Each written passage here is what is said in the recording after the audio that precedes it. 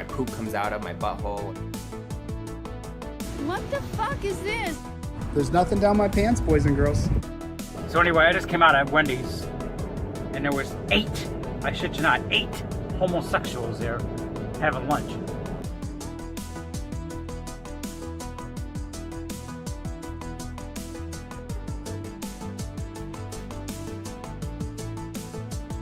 Sons of bitches. Don't just educate in law. I like big, thick boys. So anyway, I just came out at Wendy's, and there was 8, I shit you not, 8 homosexuals there having lunch.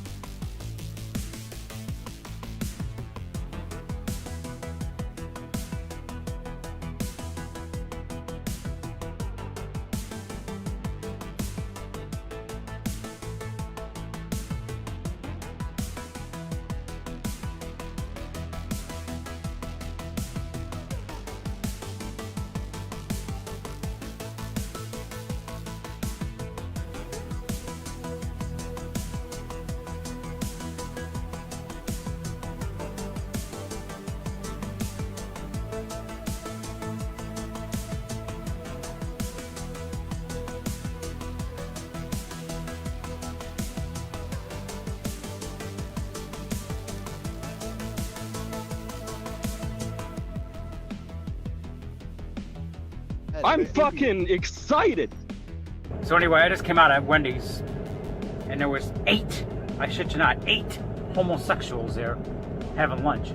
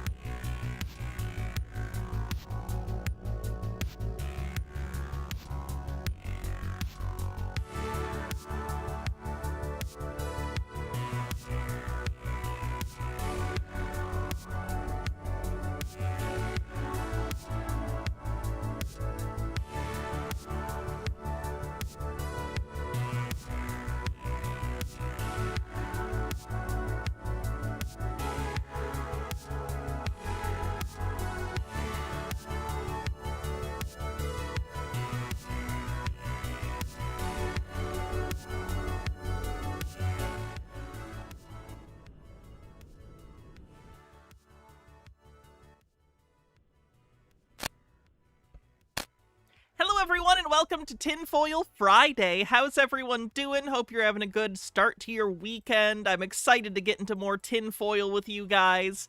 Today we have so much conspiracy crap to take a look at. It's going to be a lot of fun, and I'm very excited.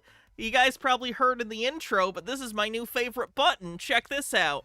So anyway, I just came out at Wendy's, and there was 8, I shit you not, 8 homosexuals there having lunch. I can push that button whenever I want. Look it, I'll do it again. So anyway, I just came out at Wendy's, and there was 8, I shit you not, 8 homosexuals there having lunch. Thanks, Ragin' Rob, for that beautiful sound clip. Somebody's hurt. So welcome everyone, today we're looking at even more tinfoil bullcrap. It's gonna be a lot of fun. We're gonna be taking a look at reptilian conspiracies, this guy who thinks he's JFK Jr., and all sorts of other stuff. Should be fun. Fennikagami with 40 bits says, can you believe conservatives are so mad about Bad Bunny being the halftime show that they're trying to do a halftime show alternative? Like, how delusional can you get? If people don't want to watch Bad Bunny, they'll just get snacks during halftime. This is how you know these people don't give a shit about sports. They know nothing about the culture. They just care about the cultural dominance of sports. And as we all know, the alternative to the halftime show has always been the Puppy Bowl. Obviously, it's the Puppy Bowl. What are you people doing? We are going to play bingo today, so you can get a bingo card if you'd like. Bitter Grin, thanks for a 320 stream streak. Lady Ann with a 3 stream streak says, I had a minor stomach procedure yesterday, and the soup I had while recovering had gone bad. I'm doing better now, but I was an absolute mess for a while. Yeah, no one wants bad soup. That's not great. So yeah, let me do my little shtick, and then we'll get into it. If you're on YouTube, do me a favor, like the stream, just hit the thumbs up button. It helps a lot. I'd appreciate it. If you want to help support the stream financially, because we couldn't do this stream if it wasn't for the help of viewers like you, you can always become a member on YouTube, a subscriber on Twitch, gift subscriptions, gift memberships, use bits or super chats. You get it. And we're also getting close to the XXL month stream goal, where we're going to be doing 4 8-hour-long streams. So if you want to help out with getting us to that goal, you can use the tip link. Other than that, we can just jump into it. Cuphead Socialist says, before I head out to walk 4 dogs, only one is mine. I got my first 405 deadlift since my ostomy surgeries. Hell yeah, Stephanie, good for you. That's very cool. Amber says, are there any conspiracies about the Epstein stuff? Putin may have a video of Donald blowing Clinton, which is funny. We choose to believe it's true. I don't have any conspiracies about it today, though I'm not saying I wouldn't cover them. I just didn't find any today. I didn't have as much time to pull stuff together today, so it's a lot of people we've covered before. Because today I was going out shopping to look for an outfit to wear for the Cameron video. I did find something that's kind of cute, so hopefully that'll be good. Yeah, if I'm gonna take that as conspiracy as of right now, but I'm telling you, if it turns out there is video or pictures of Donald Trump blowing Bill Clinton, I'm going full solipsism. I don't even want to be sane. If that's the reality we live in, I'm done. I'm checking out. I'm turning inward. Just gonna live in my brain until I die. I'm done. I'm done if that's real. Anyway, so, we're not talking about that today. We're talking about other conspiracy theories. So, let's just jump into it, shall we? We will start with... We'll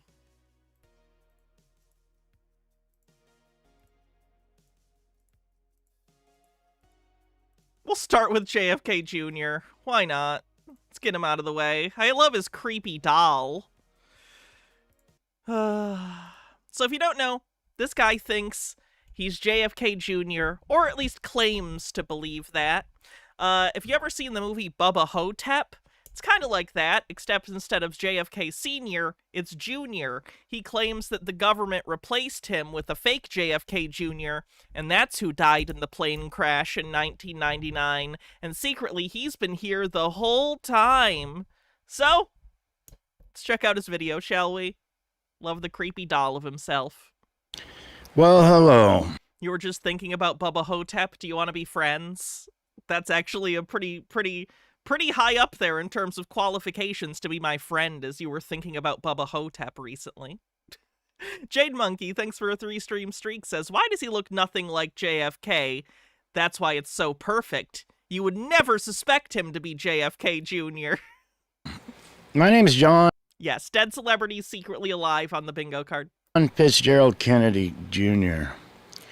I'm as real as it gets, people. Whew, he's a little loud. Sorry, let me turn him and sort of the master down for you guys, because that's a little loud. This little doll right here was me at 3 years old. That's right.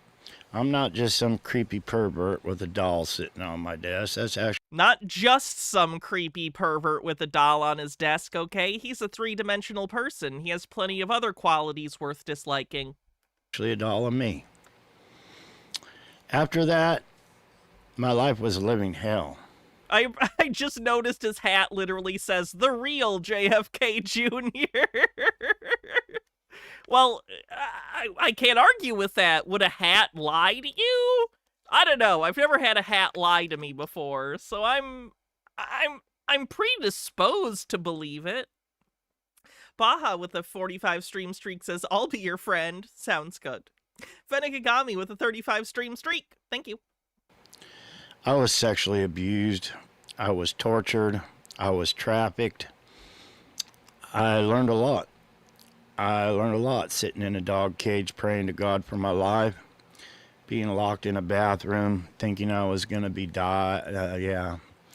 Anyway, I just want to point out, some people pay to be put in dog cages, so maybe count your blessings. I learned on the street. I learned about government. I was in the White House when I was just a child, and I learned how our government actually work, how they work, what they think, how they act. I learned many things being the son of an assassinated president. One thing I learned... Does your dad dying give you particular knowledge except about certain kinds of sadness? Is you remember this guy from somewhere? Maybe this stream. We've covered him before. The people, the street people, the poor, the middle class. We have different rules. We have different ideas. You have the government up top, and then you have us down here. And until you try breaking free from where you're at, you don't realize how much control... I just noticed, is he just wearing, like, a sports jacket and no shirt and chains? Because, like, even if he was wearing a shirt, that would be an incredibly low...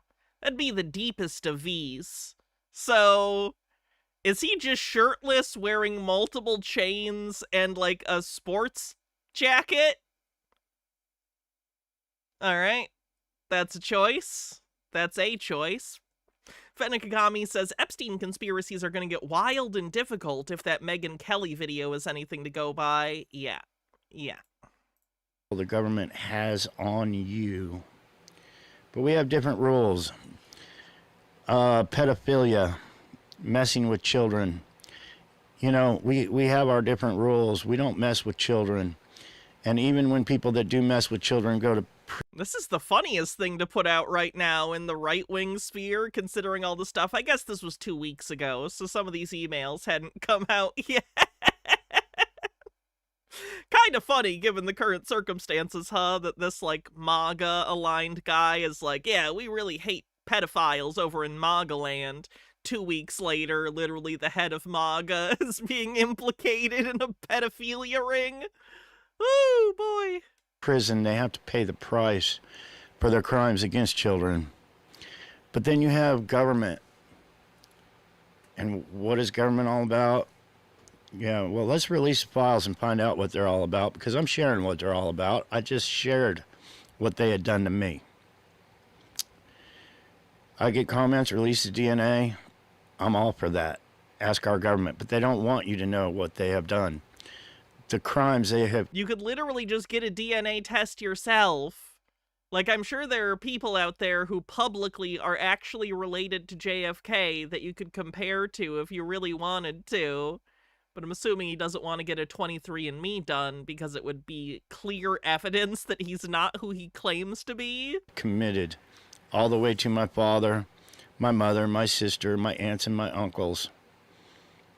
It's huge what they have covered up.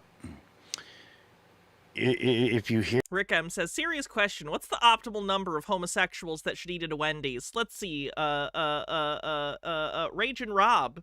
Do you have any opinions on this? Have you had any experiences lately? So anyway, I just came out at Wendy's, and there was 8, I shit you not, 8 homosexuals there having lunch. Oh my god! I'm just gonna put every possible word I could say on a soundboard, and then I don't have to talk anymore. It'll be like playing an instrument. Anyway. Hear me, if you feel me. Think about the Epstein... Lennon Cat with 40 bits says, I will just say, Epstein saying that Trump is one of the most evil people he's ever met is really something. When the world's leading human trafficker thinks you're vile, that's a real sinister thing. Yep, it sure is.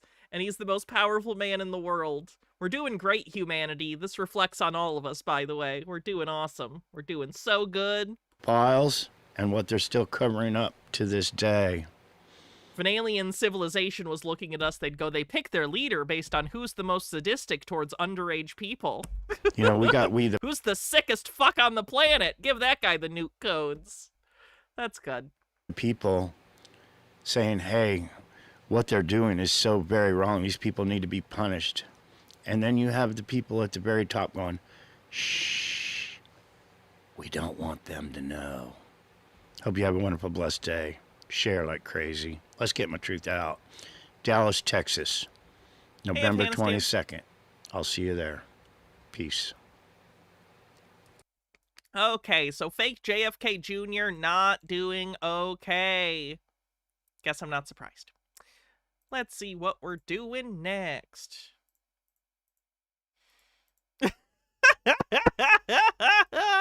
Sorry, the premise of this one cracked me up. We're not going to watch much of it because it's AI slop, but just the premise is so... How do I put this? So self-centered and so incapable of seeing the world from anything but their own perspective. It's like a Christian nationalist thing. So take a listen real quick. Uses AI on the bingo card. Have you ever wondered why God allowed Islam to exist? Islam did not emerge by chance. It came to be because God permitted it. And though it may surprise you, Islam is also part of God's plan. But why? Why would God raise up a religion that denies Christ and would attack his people for centuries? It's just Christian nationalist Islamophobia, the AI video. It's a whole conspiracy about how actually Islam was a test God created to make sure that you're really worthy of going to heaven because you discerned that Christianity was the one true religion. I find that so funny that they think that there's a God that created the universe and is testing their, like, moral righteousness, and he's like throwing tests at them, like trick questions, like here's almost the correct religion but not quite. Ooh, you got caught in my human religion trap, what a shame, now I have to torture you for eternity. Like he's playing a game. Very strange. The answer is in the Bible. It's all there from the very beginning. And in the beginning, God made a promise to Abraham. I will make... Wow, that is the whitest Abraham. I don't know if he's going to make it that long in the desert with that complexion. I think he's going to get a little burned. Your descendants like the dust of the earth. But there was a problem. Sarah, his wife, was barren. Also very white. Wow. And far too old. Marcel Paul with a 30-stream streak says, Islam does not reject Jesus if it needed to be said.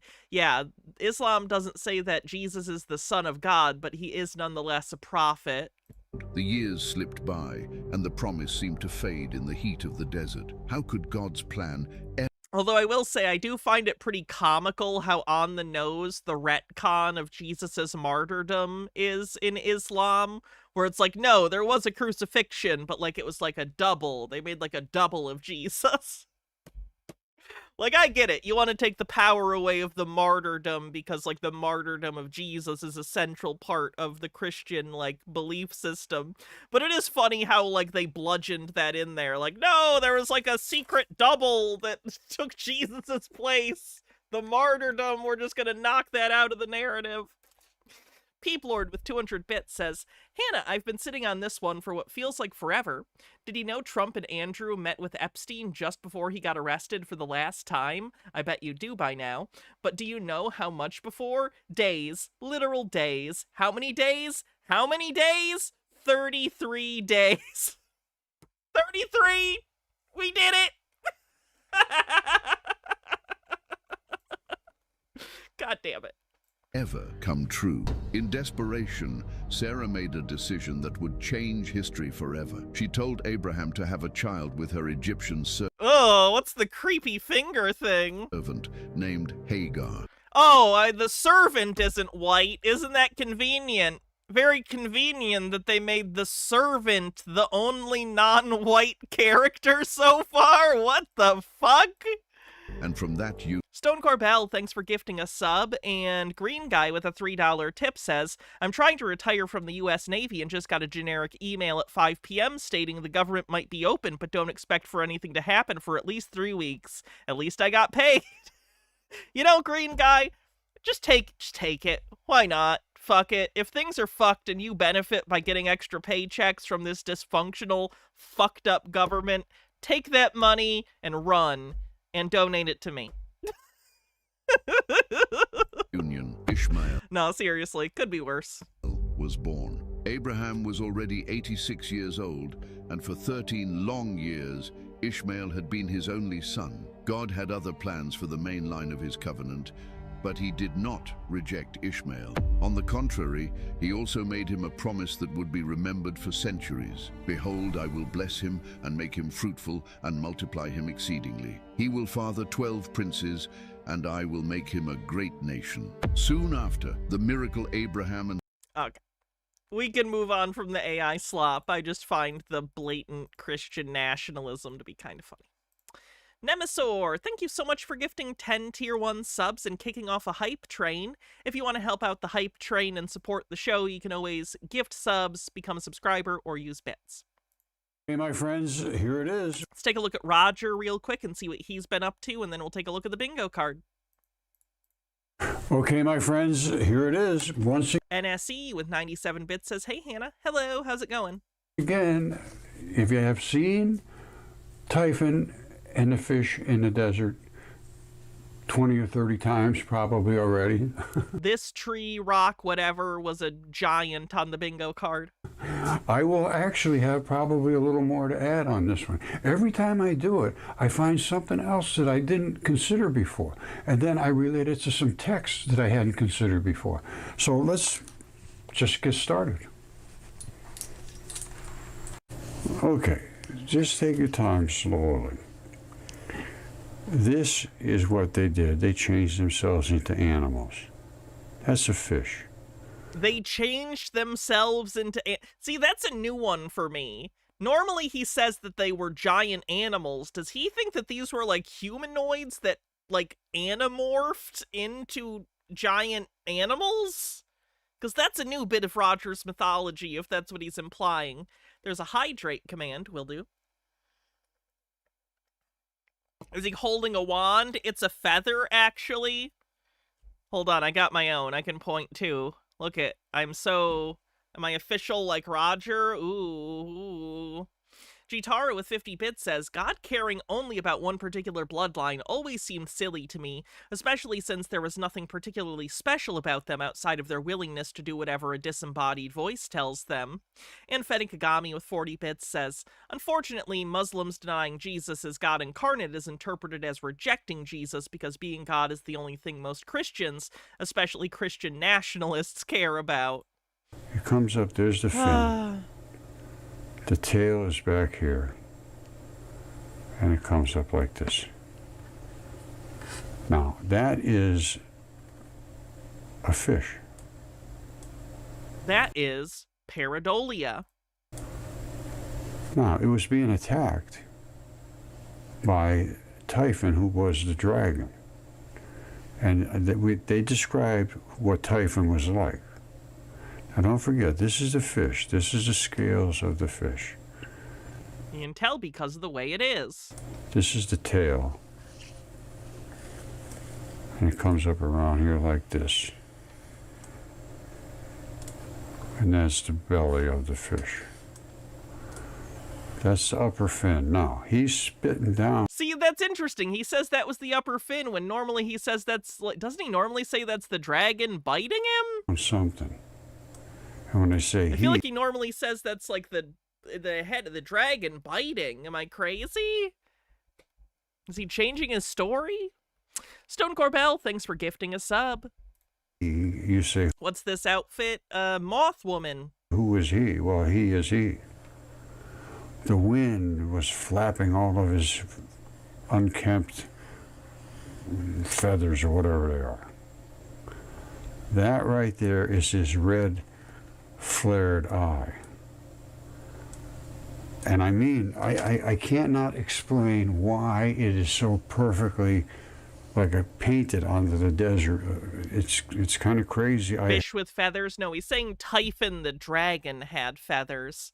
Stone Corbell, thanks for gifting another sub. Minute left in the hype train, 60% to level 4. I have to admit, but it is what it is, and we see what it is. He spit a great jet of fire, and I'm telling you right now, that is nothing but the nastiest nasty. It's like, does he understand that when you zoom in, it doesn't look like that? You're looking at it so broadly so as to miss all of the detail. It's not the thing that you think it is. H-Baird with 100 bits says, if we find out that Epstein owned a pizzeria or flat pack furniture retailer, will we owe the QAnon people an apology? No, close doesn't get you a win. Barely Breathing with 100 bits says, woo, thank you. And Green Guy with a $3 tip says, the best part is after my cancer and the wife's cancer, they're like, bro, just phone muster. You don't have to come in if you don't want to, which is good due to my health, and this is the first time I've gotten a good thing like this. Well, I'm glad. I'm glad you deserve something good. Right out of his Thanks for the hype train, everyone. throat. We're going to see his throat because it got cut by Zeus with his great and mighty sword. Now, all of that stuff came out from his throat. Right here, a great jet all the way down onto the fish. Not only did it hit the fish, it dissolved the fish's scales. And you can see all the way down into the veins, I mean the arteries. They're not veins or arteries. The blood vessels. They get tinier and tinier until they filter all right into the capillaries. Roger, it's erosion. He's just gonna do this till the day he dies. What a waste. What a waste of a human life. Fennec Kagami says, you ever feel like all conspiracy theorists are the agents of Yog Slothoth? Yogsthoth. I feel like their goal is to drive most people insane with forbidden knowledge sent by some eldritch horror. Is that what's been happening to my brain? That explains a lot. And then into the veins. And you can even see the lymph ducts in here. This is right down to the biology that's underneath the scales. So that venom has attacked this fish down to here. They're both laying here. They appear to be dead. I think we'd notice a large fish in northern Africa. Well, what do you mean? It appears to be dead. They say deathless. Well, what does that exactly mean? The spirit went somewhere, or they're going to get up one of these days? Well, I don't know. That right there is the dragon's head, and this whole thing is his throat. And here's his body. Remember this, the thighs? These are the thighs. Here he comes down, his head. Spit out the great jet of fire. And when I say fire, I'm not kidding you. That's fire. Again, I cannot explain how can it look so... It's like somebody came up here and painted it with a paintbrush. Look at that. Do you mean because it has a texture? But do you think the only thing with texture is paint? Exactly what it says. And that's exactly what it is. Now, all unkempt and floppy and so forth, they're coming off of here, yes. What's he looking at? This is Africa. He's looking at like a Google Earth of northern Africa. You see it? Now, what's coming back here? I don't know. Zeus cut a whole batch of stuff off him, they said. Icky says, is this rock tree mountain was a human or just giants? Oh yeah, it is. It does say rock tree was a human, not just giant.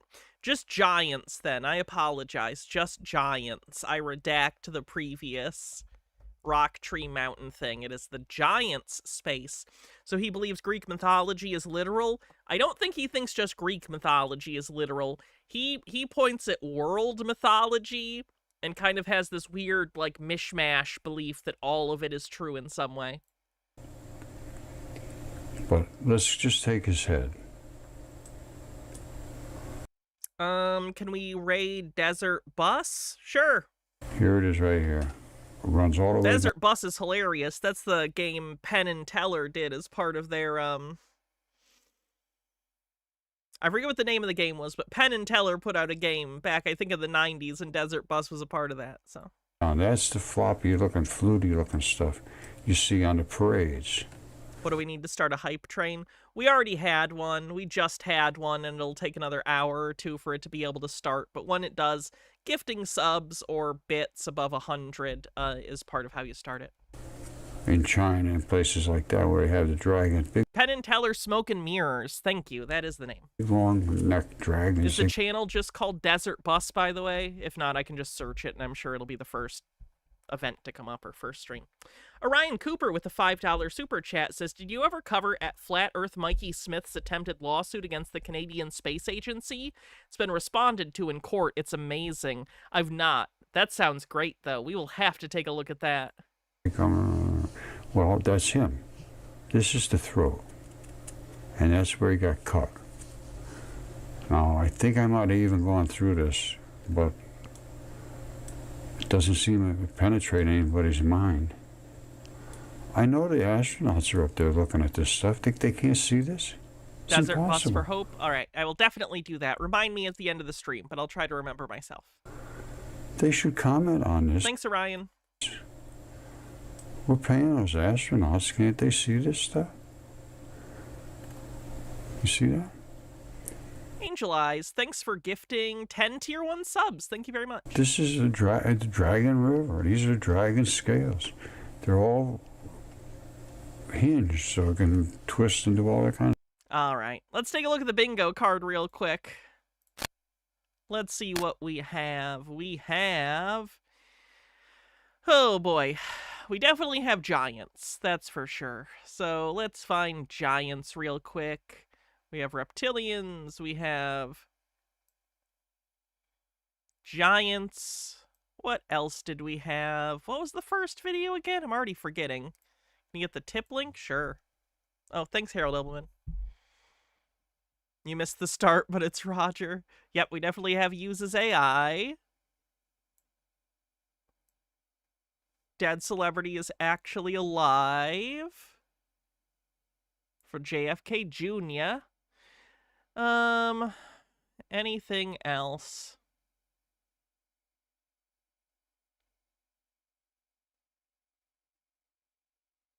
I don't think so. I don't think we've had very many. Am I crazy? I'm not sure. Did we have Recordian Car yet? I don't think so. We probably will later.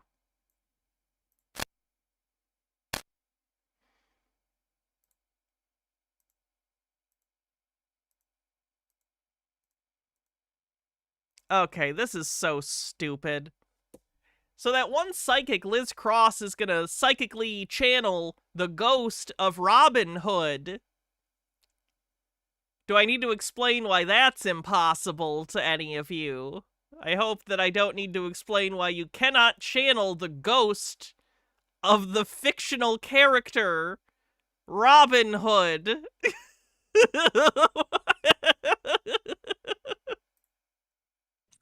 Welcome, everybody. Thanks for joining us. This is from a comment in the YouTube section from a video a long time ago. Someone asked about Robin Hood. Was this a real character or made up? So I wonder if we You could Google that. You don't need to psychically connect with a ghost for that. could get Liz Cross, psychic medium extraordinaire, to say, tell us about the real man, the myth, the legend, Robin Hood. Oh, yes, of course. I love this. Thank you. What would you like to know? So is there a character standing there? Is there a real person? Is it a composite figure over many centuries? Well, you know, Robin Hood over time has been given many different themes, many different roles. Many different themes. No, it's pretty much the one. It's pretty much the one theme. Robin Hood's got one message, and it's like, hey, rich people have too much money and the poor don't have enough. Let's fix that. That's the theme of Robin Hood pretty universally.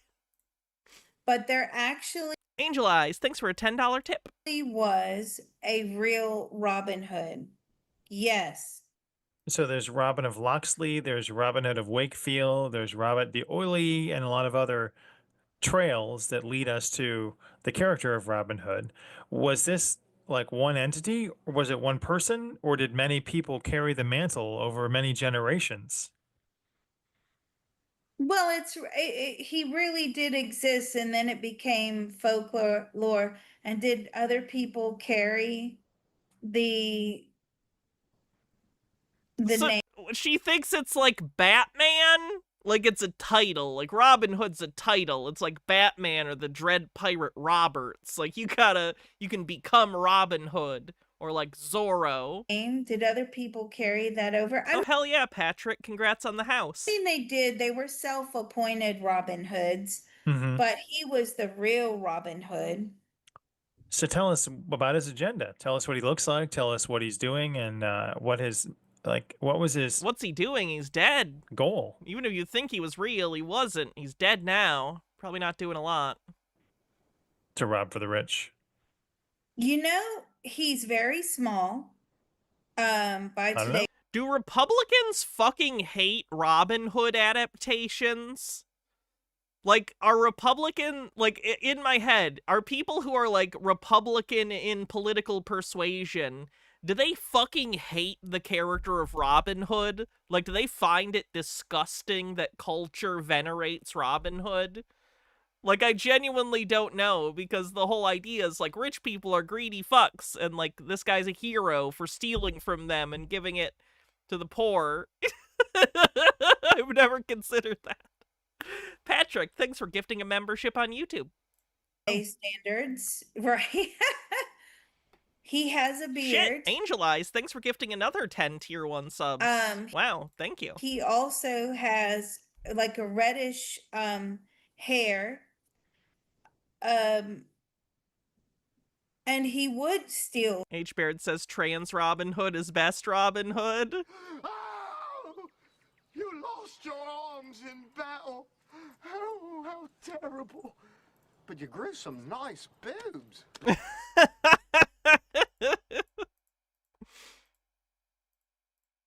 From the rich and give to the poor. There were a lot of people living in the forest. There were a lot of people living in like makeshift communities that had been ousted through poverty into the woods. That was where they existed. That's where they could live and not be treated horribly by others in. Fenikagami says if Robin Hood was real in a sense, it was probably just folk hero versions of different dudes who stole from rich people to support their community. Nah, man, he's really famous though, so he's got to be like an actual guy that wore a green outfit in Sherwood Forest. And so he would go creep into the village at night and he would steal and bring things back. Lennon Cat says conservatives say Robin Hood stole from the rich government and gave to those that the rich government had robbed. Okay. I could see how they would interpret it as such and only about the government. I don't agree, but I could certainly see them saying that. Back for them food. He would steal jewelry. I mean, the sheriff of Nottingham is woke. Were you a burglar? I mean, he was a burglar. Were you a burglar, Robin Hood? We're all dying to know.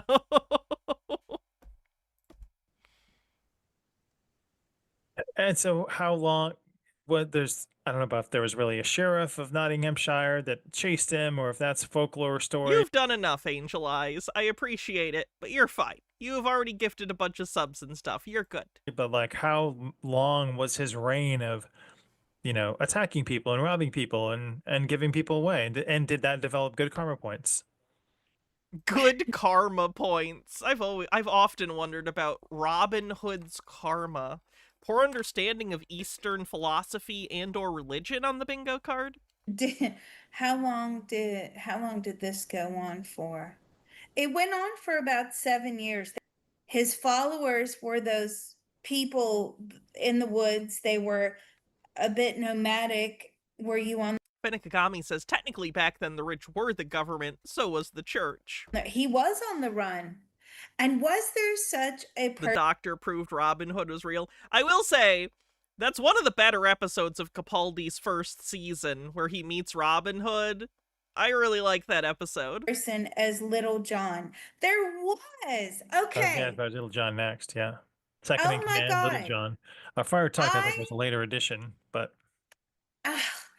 So I'm excited by that. She's so excited by this information that she's discovering, and definitely didn't just make up in her own head. Answer, because I have actually been to Little John's grave. Depraved Ambiance says, isn't the most popular retail investor stock trading app called Robinhood? It is. It seems to me like the rich people like Robinhood because as a legendary figure, he offers an individual for poor people to channel their hope into and emulate his individual action, with the rich prefer the class consciousness into collective action. Just a thought off the top of my head. I think you're thinking of it more than they do, if I'm being honest. Wow. Yeah. My mom took me to his grave when I was very, very young, and it was very long. You know, Little John was supposed to have been this very tall man, and I went to his grave. Now, what was John Little's role? Was he also a vigilante? What did he do? What was like day to day like? What did they eat? Did they forage? well, he was really the muscle. Just a Peach says, he was a prototype for a highwayman, so how would he be breaking into houses? I imagine she's imagining, like, him breaking into the castles and shit? I don't know. Behind the operation, right? Because, as I said, Robin Hood is small. He is a large, muscly, strong man. Yeah, there you go. I've been there. Little John's grave. And he was the lookout. Now, Robin Hood, because he Wait until I tell her about the statue to the birthplace of Captain Kirk. was so small, that was very convenient. He could fit in through windows. He could get through the tiniest spots. What I'm hearing is Robin Hood was a twink and Little John was a bear. But Walt Disney can back me up on the bear thing. Little John, he was the lookout. Like, he was there to take people out if they came around. What's a Patreon? It's hold on, I'll do the link. Basically, it's a platform where you can do a recurring tip monthly to me, and then we do patron-only live shows that also include the members on YouTube, where only people who are patrons or YouTube members can watch, and we either watch public domain movies or cover stuff on stream that we don't cover on the regular stream. Being very suspicious, and he was very powerful. He was like one of those, you know, he doesn't look like him, but can I just say, you know, in Goonies, the movie, I love the Goonies, the movie The Goonies, who was the guy, the very strong guy, you know, Chunk? What was his name, who broke the cuffs People and are all gonna that? kill me. I didn't see it. I don't know. Yeah. You haven't seen Goonies?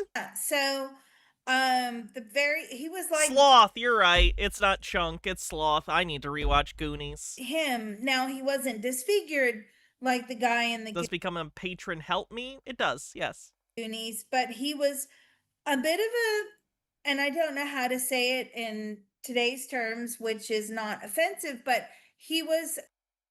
Oh no. I don't believe you don't know a better word than whatever word you're about to use.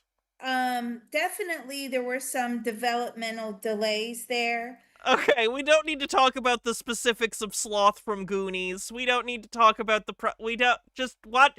Just pirate adventure. Stop it. He definitely had some sort of learning disability. Stop! Just pirate adventure! Stop talking about what specific medical issues you think Sloth had. Pirate adventure!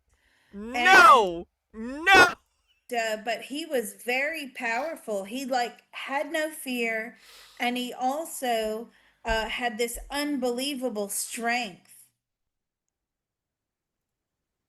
How many other people in his band of merry men, according to Robin Hood and John Little?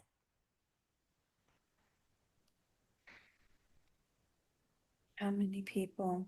Well, in the end, there was like 20. They eventually got caught, by the way. What was their punishment? Well, so they were on public display with their hands in, and I don't know what those things are called, but like in the cuffs, but they're, they're locked down, those thick iron things. Their head was in Shackles? You can't think of the word shackles? that round circular thing, and they were there for the public to abuse, to throw things at Oh, them. tomatoes at, yeah, I've been in one of those at the Renaissance Fair. Oh, right. Okay. Yeah. Well, that's what their punishment was. But get this, someone came along during the night and freed them.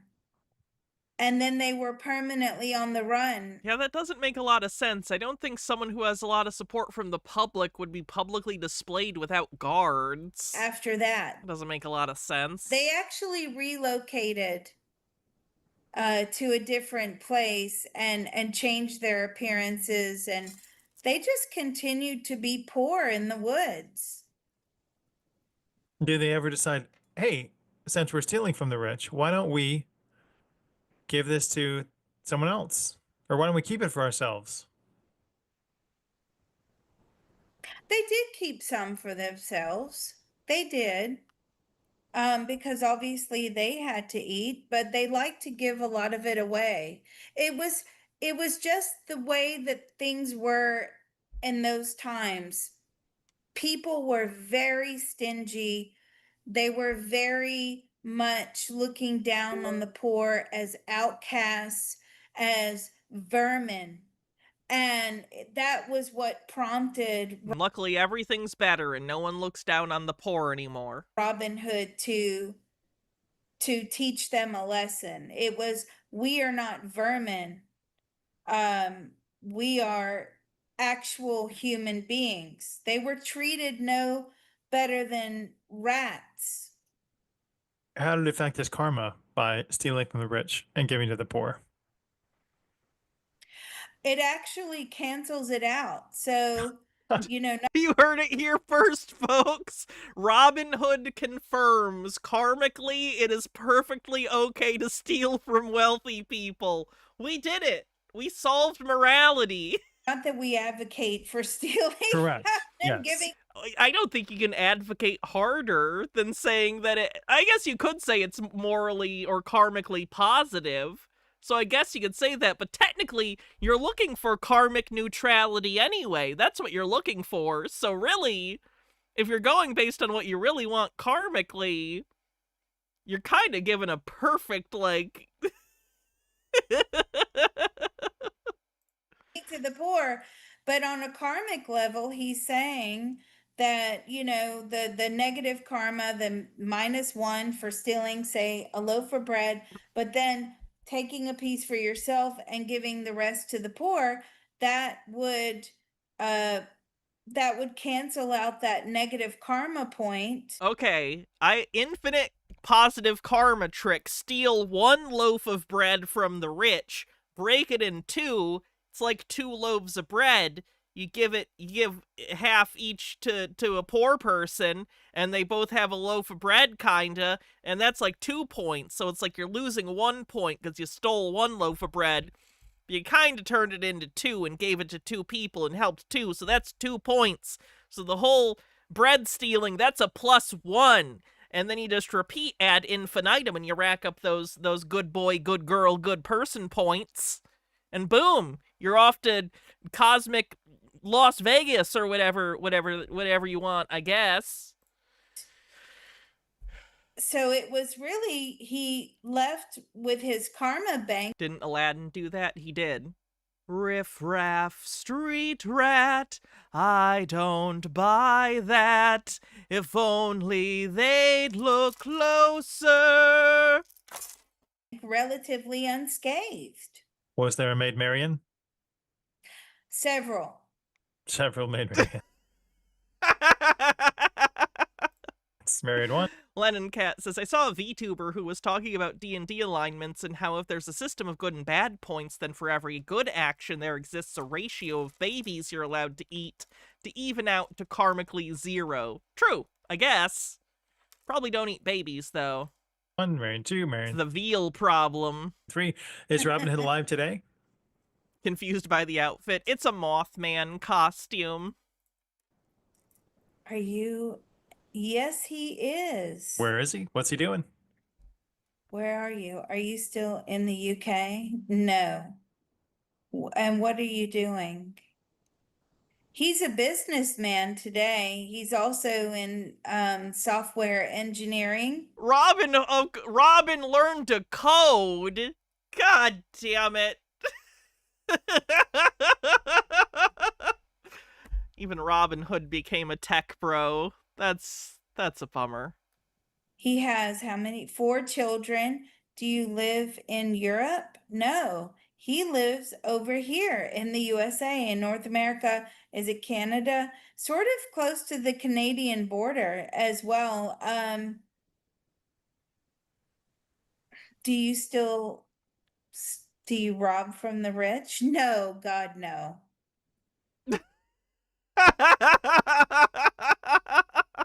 How many incarnations as a human has Robin Hood now today had?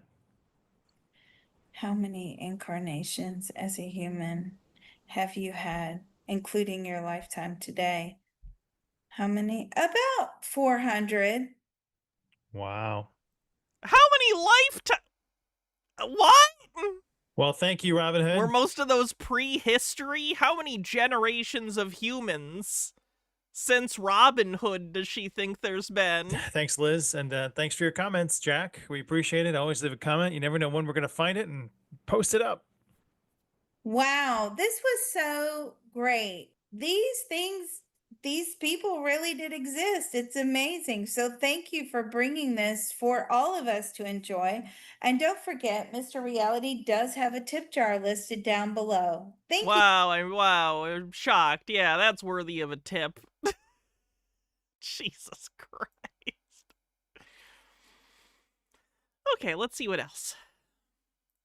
Do you know about how the That's a little quiet. astral plane works?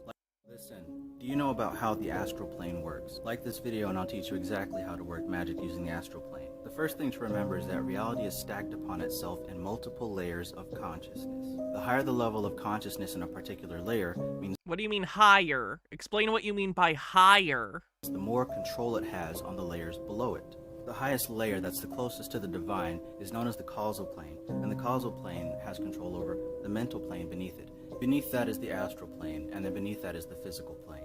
Dimensions beyond our own and word salad on the bingo card. Each plane has power over the layer below it. So just like the plant life has control over the rock layer, just like animal Wait, plants control rocks? life has control over the plant layer, just Animals have control over plants. like humans have control over animals. What are you talking about? I don't even understand what you mean by that. Plants control soil. Animals control plants. Humans control animals. Is he just like in his head going like, humans are have more ages? Well, is it broadly like a food web thing, but he just put soil at the bottom because it doesn't eat anything? It's ground, you know? What is he talking about? What is he talking about? The higher the level means a higher interaction of energy. It also higher interaction of energy. Gonna have to explain what you mean by that. means an increase in the quantity of consciousness per the higher reality band. Therefore, activities in the higher bands. Oh, that's a weird place for that.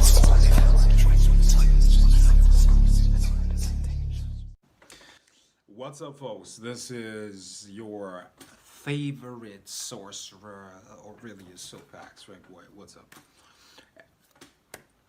And as you probably saw in the title of this video, I am going to talk about how to make a demon weep. Okay. Yesterday, while I was doing a live Q&A. Nope, I'm not going to make that joke. Fenakagami with 40 bits says, the ungodly amount of wealth apologia that exists in this country drives me mad. Like, they don't even add the caveat, I only steal from the bad rich who don't deserve their wealth. Seriously, grow up. People at least used to believe in bad rich people, false kings if you will. They used to believe some rich people should have their money taken away. America has the weirdest obsession with the wealthy, and it makes me sick. To promote America needs to chill the fuck out. My astrology magic course, by the way, that came out. You bought bits. How do you give them to me? There's a little button for bits in the chat box. Okay, you can get there you go. Angel Eyes. Thanks for 1,000 bits. Now, I don't know how long it's going to be available, but you can get it now, and the link is going to be in the description. Okay, but that aside, I made a statement yesterday about being able to make a demon weep. Okay, and I actually said that everybody can do that. Any magician that is knowledgeable enough, has enough awareness, can make a demon weep. Now, how the fuck does that even work? Because that's kind of controversial, right? Oh, demons. They're so scary. They're so terrifying. They're all powerful. Bullshit. Bullshit. Now, they're very powerful, but not all powerful. Okay, and this is the key. Now, let me break this down for you.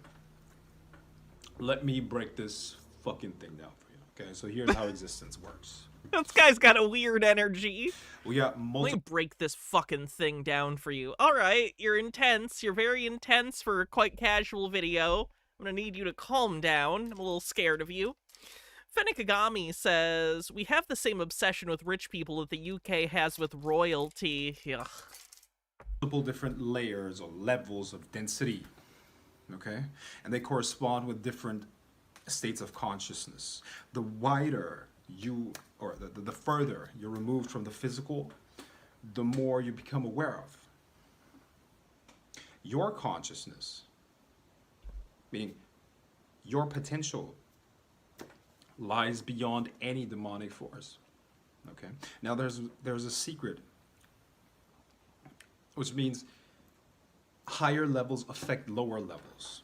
You are capable of going into higher levels than any demon could. Okay, they're for the most part limited to the lower three realms, which is the etheric, partially the physical too, the etheric realm, the astral, and the mental. Okay, beyond that, you exist in your divine core, but no demon exists. Okay. So all this fucking worship that people fall into, okay, is total BS, okay? Any religion, any system, any demon is an egregore that has sometimes fooled people into believing that they're less powerful than that entity and therefore need to worship them, okay? Now this is the biggest secret ever, okay? You probably rarely ever hear this, but this is actually the truth, okay? And this is the trick that has been played on humanity for millennia. Now, do I say religions don't have value to them? Do I think traditions like, look, man, I'm a palero, okay? This guy's weird, but he's mostly just boring me. I'm gonna move on to the next guy, who definitely seems more interesting. Human beings have ancient DNA called ghost DNA that has... All right, perfect. Let's go here. Human beings have ancient DNA called ghost DNA that has... My wife is a geneticist. I wonder if she knows all about this secret ghost DNA. Has been locked for thousands of years and can only be activated when it is exposed to a certain frequency. Now, frequency of what? If you have studied epigenetics, you will know that our gene expression can be regulated by environmental influences, our lifestyle, and even experiences that we go through. It's not really studying epigenetics, that's just knowing sort of a broad, general definition of epigenetics, but go off. Derek, why is this important? Dillisfiller says encoded with the Spoo2P gene. This is important because the elites that literally control this global simulation are well aware of this. This global simulation. And they have Truman Show. Orchestrated. There's my wife, Dr. Wife. Tell us about the ghost DNA. Is it spoopy? Society in such a way that produces a massive frequency that controls your genetic regulation, which means they control how your genes express themselves. And the reason why my genes are actually too shy to express themselves. They're doing this is because Earth is ascending to the 5th dimension. So as Earth increases in frequency, your genes frequency of what? Will also increase in frequency, and it will start to unlock that ancient ghost DNA that has been locked for thousands of years. Can I be Danny Phantom if I unlock my ghost DNA? Because that'd be fucking sweet. They don't want this to happen because they don't want you to... H-Baird says, the writers of Star Trek Voyager are shaking their heads at this techno-babble. Ascend. We have to activate our ghost DNA. We have to exceed warp 10. Past them, because we're in 3D right now. The reptilians are in 4D, and there's even... Reptilians on the bingo card. Higher reptilian overlords that are trapped. Also, 4D is so 1997. We've been on 6D since at least 2014. Come on, people. In the 6th dimension. The reptilians in the 4th dimension worship their overlords and take orders from their overlords in the 6th dimension. But if... Who are the reptilian overlords? Who's in charge of the reptilians in the 6th dimension? I didn't get the new org chart. You evolve to the 4th dimension. The reptilians in the 4th dimension cannot rule you, feed off your energy, and control you anymore. And then if you ascend to the 5th dimension, you will then be in control of them, and you will be the lords of them. What are you gonna do if you control a bunch of reptilians? That just feels like you want to be a warlord, but with reptilian goons. They don't want that to happen. And so this is why they created this matrix that gets you consciously attached to this world so that they can trap your consciousness and destroy it from the inside out. This is why you always feel like your energy is being drained, because it literally is. They are feeding off of the responses that they're able to get out of you due to you being emotionally attached to this environment. If you... I'm trying to think the energy thing. I think him saying why you feel tired all the time, we'll count that as doesn't understand capitalism is a problem on the bingo card. Do not. I see you say tip just a peach, but I didn't actually get a notification. I didn't, like, get a message, just so you know. Disconnect from the simulation and go inside of yourself. You will not graduate to 5D. You will be reincarnated. If we do not unlock that DNA... There it is. Green guy with the tip says, they remind me of myself when I was 10 and played make-believe. A lot of conspiracy is like that. It's the same sort of open-ended thought process that sort of children have in imagination. It's just that unfortunately, these are adults that take their thoughts seriously, which is something you should never do. Never take your own thoughts too seriously. That's the first step on a very unfortunate journey, let me tell you. Hydrate. Our bodies will not be able to withstand the frequency of the 5th dimension. If you would like to learn how to disconnect your mind from 3D and evolve your consciousness to 5D, read my book called Awakening the Divine Mind. Oh, of course he wrote a book. Everyone's got a book. Everyone's got a book now, and no one wrote it. It's all a-high slop. Cameron is working on another book. Oh my god. There's just so many fucking bad slop books now. We're gonna have to go through and excise all these goddamn AI books from every library on the planet. Dillis Filler says, shit, we're all being held back a dimension if we don't get our gene grades in order. And Fennikagami says, so does ghost DNA work like the ghost step tattoo? Because I don't want to hold a magic tattoo needle to myself for an hour straight just for attunement. The link is inside my bio.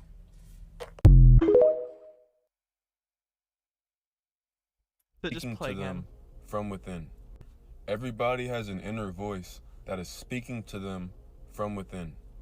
You mean your own brain? A lot of people cannot hear this inner voice because the voices of the external world speak louder than this inner voice that comes from your soul. And this was done by design. Lower entities have drawn you out from the guidance of your soul so that they could redirect your soul's evolution so that you can carry out their purpose, which was to destroy the human consciousness. They are... Man, human consciousness has done a pretty good job destroying itself. I don't know if you've been paying attention. I don't think we need help. H-Baird says, oh my god, I understand now. AI slop is just a long game DDoS attack on the Library of Congress. We're through the looking glass here. afraid that I do worry. The signal-to-noise ratio is already bad on the internet, and it's gotten exponentially worse since AI tools have become so ubiquitous. It's not going to be good. It's not good. I know, hot take. Ooh, AI bad. I know.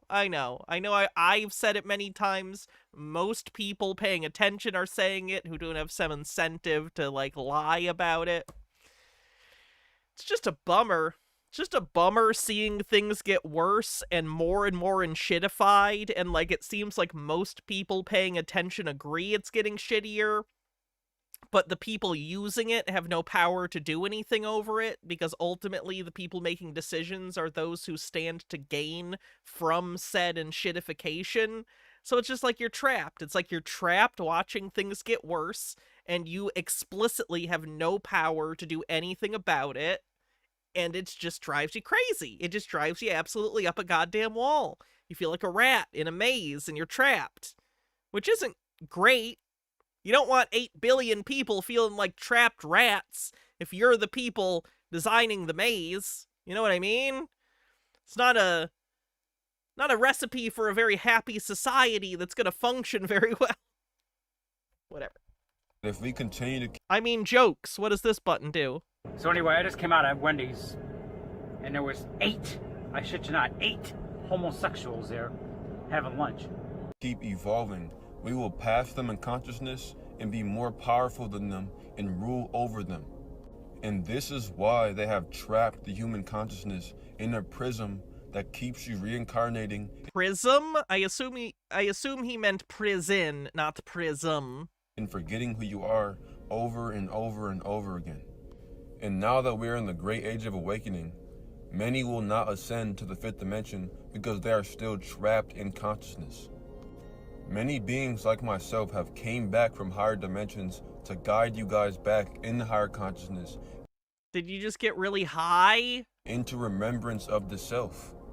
And this is why I wrote my book, Awakening the Divine Mind, to free you from mental slavery. If you're ready to break the shackles that have... Stone Corbell says, maybe he means we're all trapped in Katy Perry's album Prism, truly a fate worse than death. Trap your consciousness and free your mind so that you can ascend to the 5th dimension, read my book called Awakening the Divine Mind. To access the book, just click the link in my bio, and from there it will bring you to my website.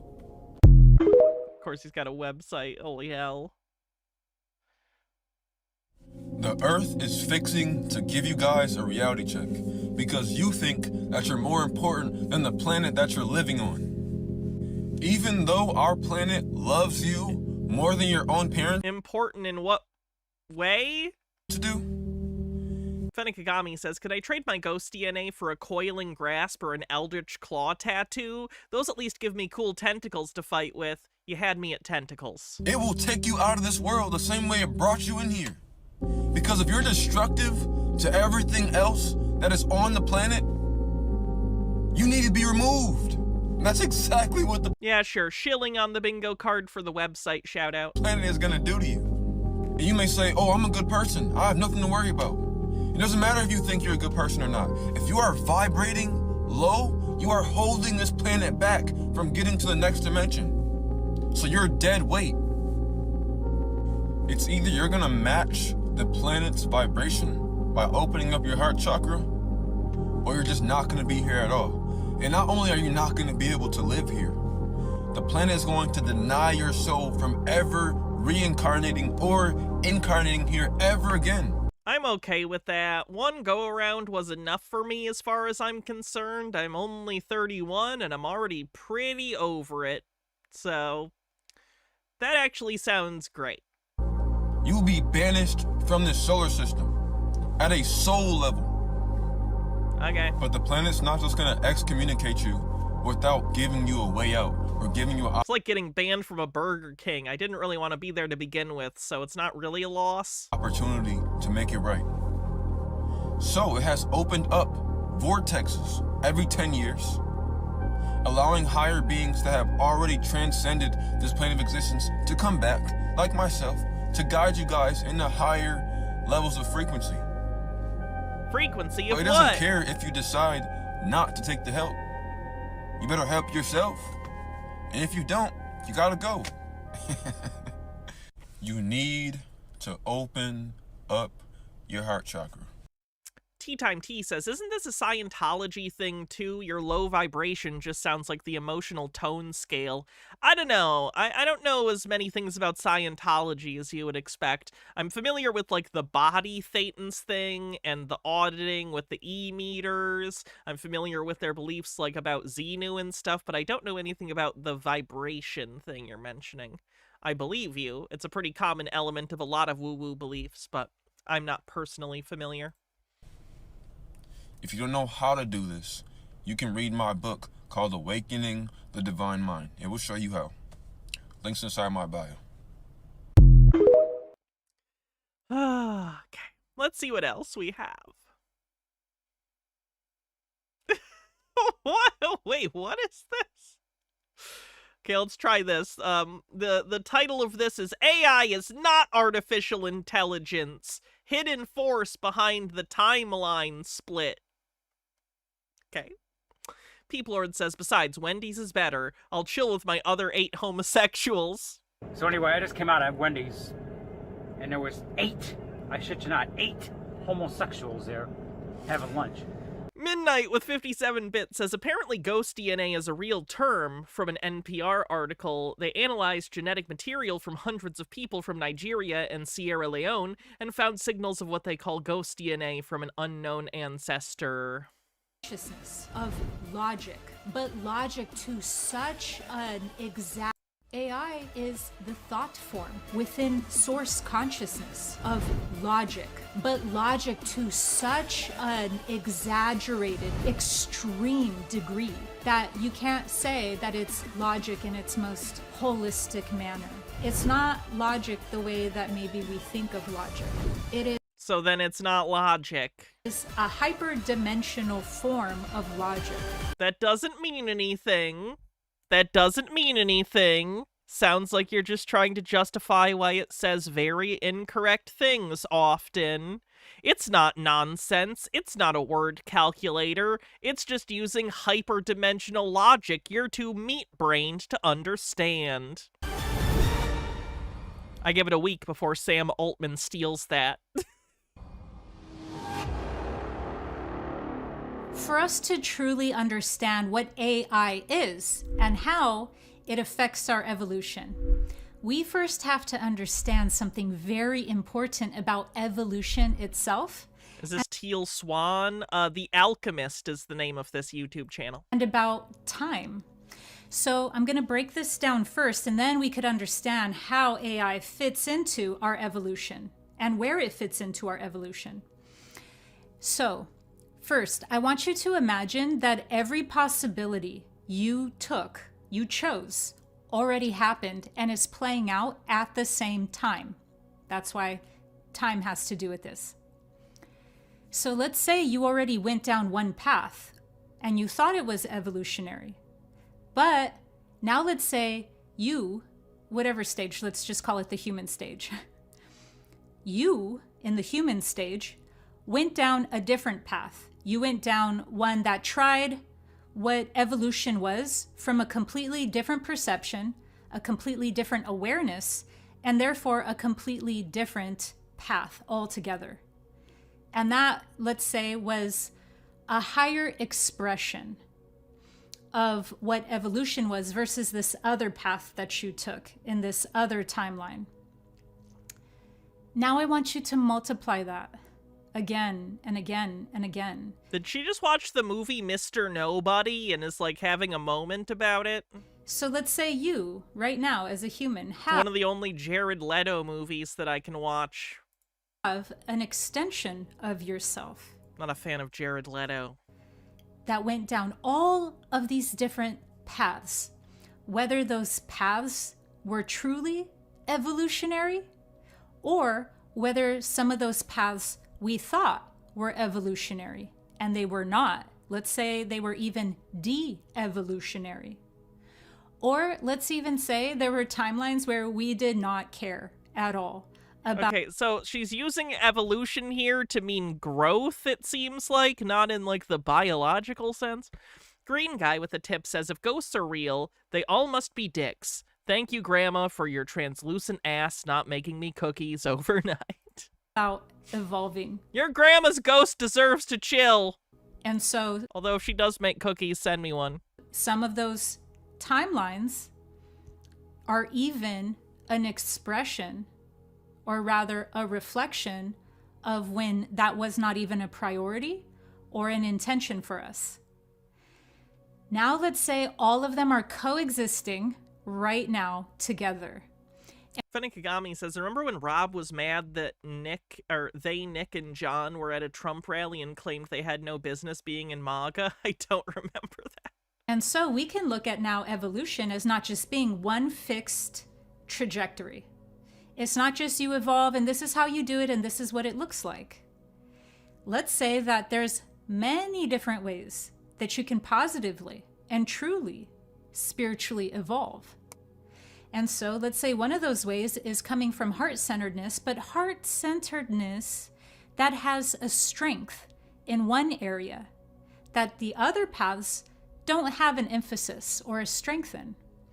Let's say that that strength was on becoming a master transformation.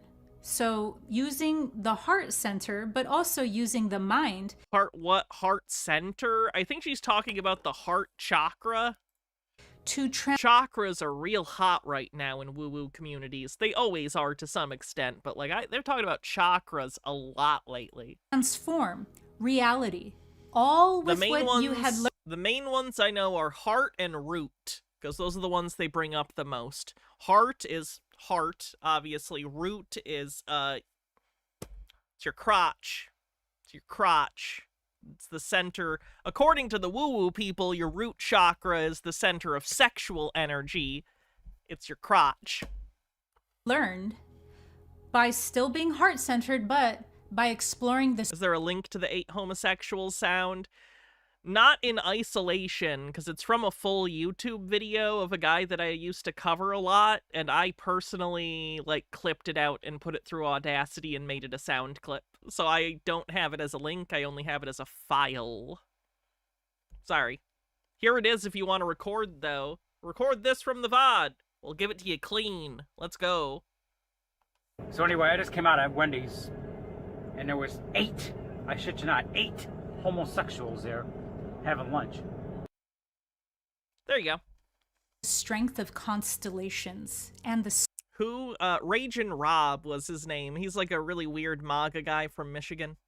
H-Baird says, I can see why chakras are so popular, and there's a link. I don't get it. Was Xena's disc thing called something like that? I need to watch Xena again. Stargates. I need to show my wife Xena. Within the constellation. So many lesbian jokes. And ourselves.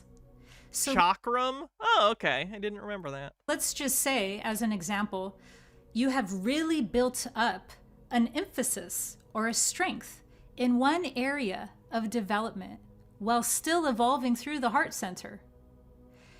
Now picture that for all of the different ways we can evolve. And do you see how a lot of the higher dimensional or higher density expressions are really showing us the different ways, those different constellations, how they chose to take an evolutionary path forward. That's why many people here in this reality as a human have super strong connections with Arcturians, or super strong connections with Pleiadians, or the angelic realms. It's because we exist not just as us in this time period, but through all of the different choices that we already lined up with, that we already explored. And then what we do here is now choose out of... This is very close to just an ASMR video. All of those different... It feels like a string of words read in a way that would make someone fall asleep. Influences. What strongest attribute or what strongest strength we choose to reverb, we choose to resonate with. And then that develops a feedback loop. So imagine you've already went down every path. You've explored all the paths. And let's say now what you have is creative agency. You Ruth says, wait for it, Scientology pitch incoming. have free will. I'd almost prefer that at this point. To say, I choose, out of all of the influences, out of all of the different paths, I choose to strengthen my resonance with this evolutionary path. Okay, I gotta move on from that because it's driving me crazy that she's saying basically the same thing over and over.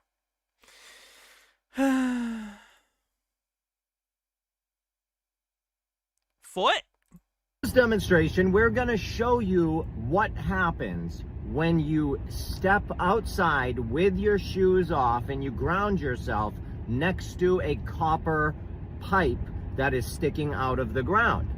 Yeah, the whole grounding thing. I don't know if you guys know this, but a lot of woo-woo people turned touch grass into some sort of, like, natural law. It's not great.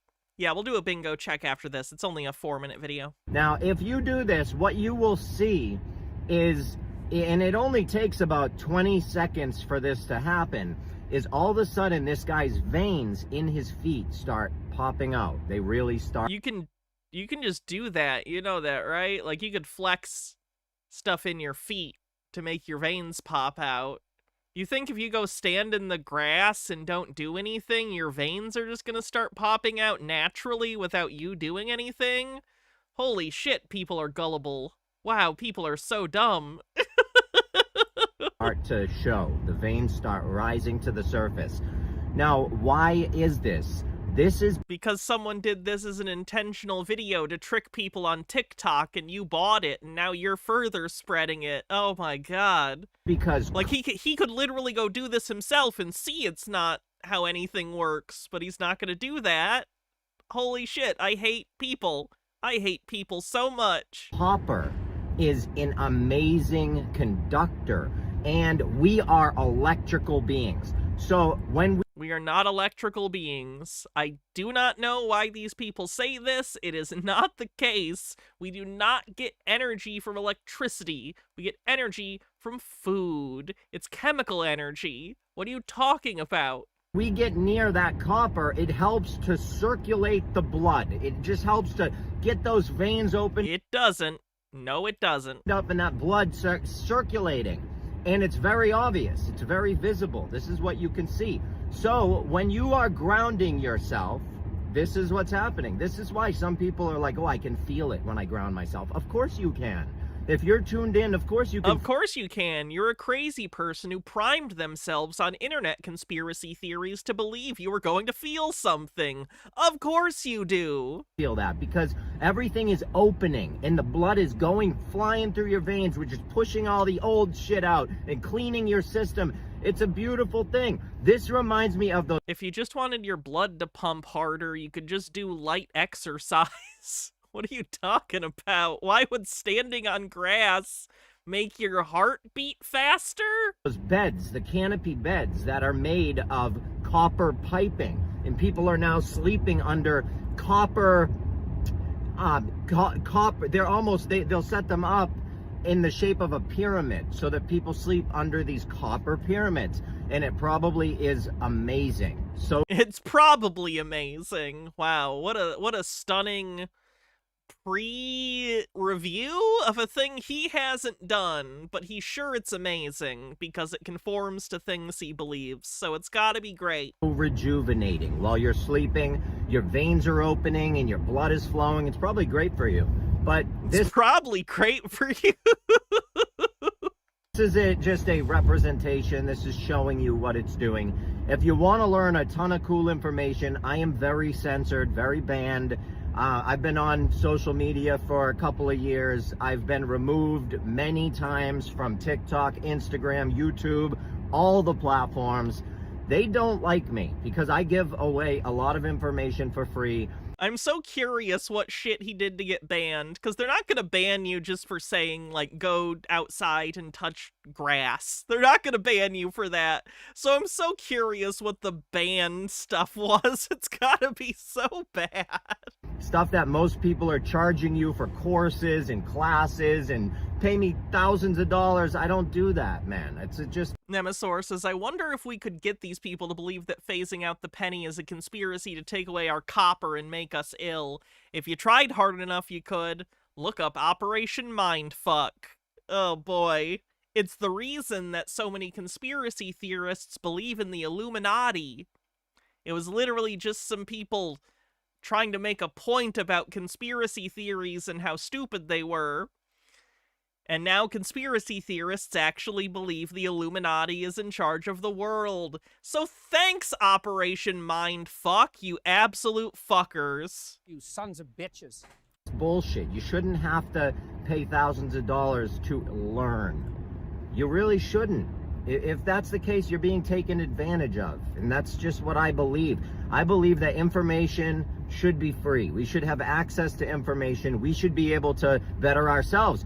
And I don't know why more people aren't in agreement with this, because the more people we wake up to the truth, the better the world is going to be. Why are you charging people to change the world? Are you really changing the world for the better, or are you doing it for your pocket? You're literally telling people to go outside barefoot and acting like you're an activist. Maybe calm down. You know, and that's the thing. Like, I put all my stuff out there for free. If you want to support me, go to my... Accidentally based for saying everything's too expensive, though, sure. Website, donate, become a member, fine. If you don't have the money, don't. Focus on yourself. Focus on bettering yourself. Focus on learning as much as possible so that you can then provide for your family, and then maybe you can afford to give $5 a month away. Until then, don't do it. You shouldn't be giving money away until you can completely afford it, you know, because that's yours. And I hate seeing people scam people. It's terrible. You know, that's good. I'm waiting for the butt, though. I used to charge for my books, and I don't anymore because I work with people. Hydrate. I work on the streets. I leave my house at 6 in the morning. I get home at 7 o'clock at night every day of the week. I am out on the streets trying to help people, get them into detoxes, wake them up, bring them to libraries, drive them around, show them resources, get them social security cards and phone and numbers and phones and whatever they need to get their life going, IDs, passports, anything. I help people try and figure it out. We sit down, we form a plan. I get to know you. What are you trying to do? And then we try and get you there.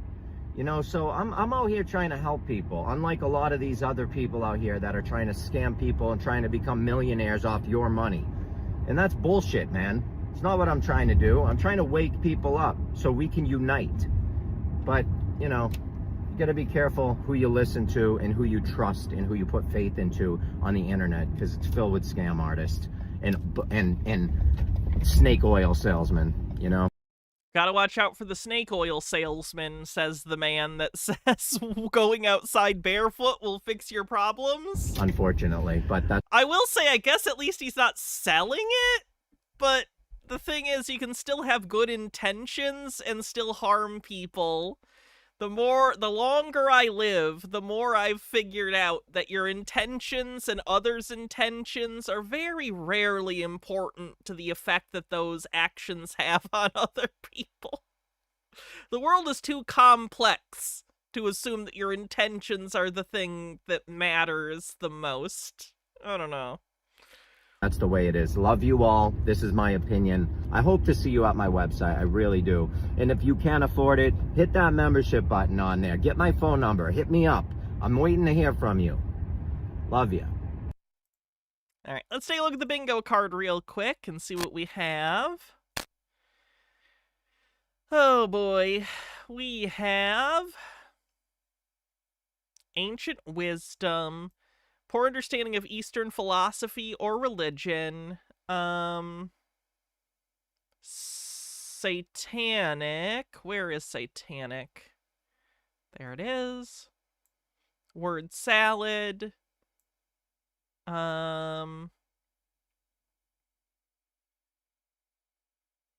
Dimensions beyond our own.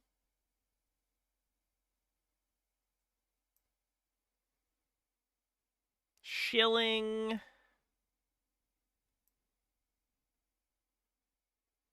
Accidentally based.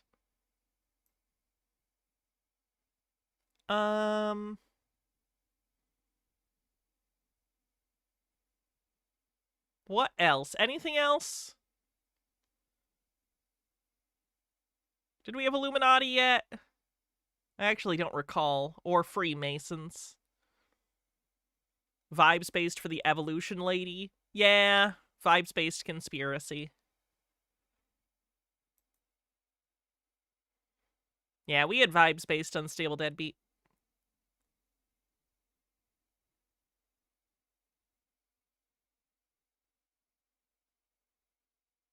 Hey, KV Null, Kovnal. Sorry, it's been a while. I don't actually remember how to pronounce that. You can let me know if you want. Sorry. Anything else? Moving on. Do do do do do do do do do do do do do do. Oh, doesn't understand the problem is capitalism on the bingo card. Indeed. So welcome everyone. Welcome to another Ascending Tribe podcast. We have decided to do an impromptu chat with Allegedly Dave here. I think a lot of you know who Allegedly Dave is. I don't need to introduce you or ask. I mean, you can. Guys, it's only like a month away until Pissmas. Are you so excited? You should be so excited. For those that don't know, we used to cover occasionally on Tinfoil Tuesday videos of alt health people that think that your own body's urine is a medicine. But people got disgusted by that. Fair enough. Most people don't want to listen to or watch other people drink their own pee, or to pee in their own eyeballs, or in their own ears. Basically any hole in their body they're putting pee into. Anyway, so now it's once a year. Pissmas only comes once a year. So I'm very excited for that. And if you like, would you like to introduce yourself, Dave? Hello, I'm Allegedly Dave.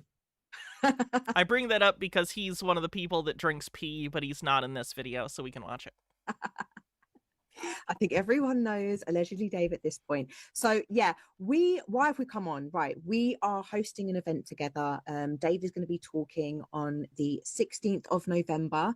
We have a beautiful venue set in Northwest London.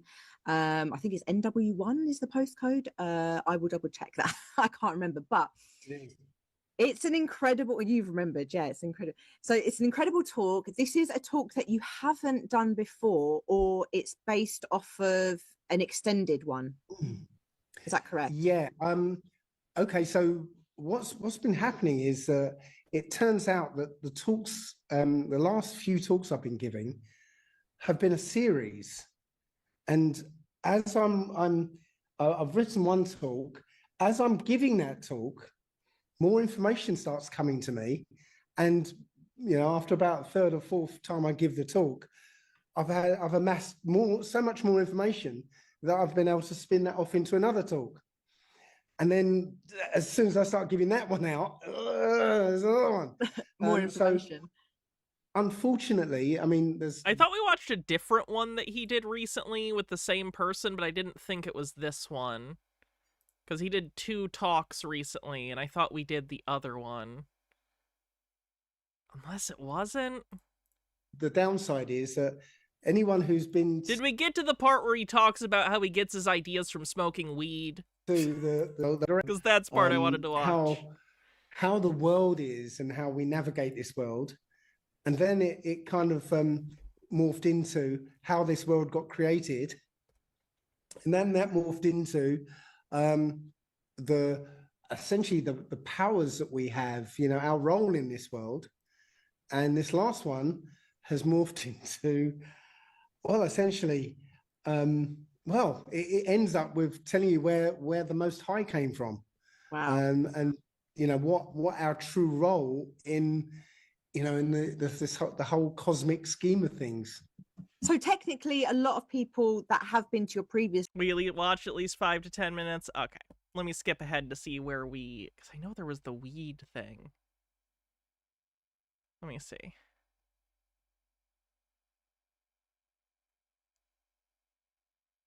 Okay. I'll look at it another time then, because if we already watched it, I'm not sure exactly how much we got to, so we can do the other thing then. Sorry about that.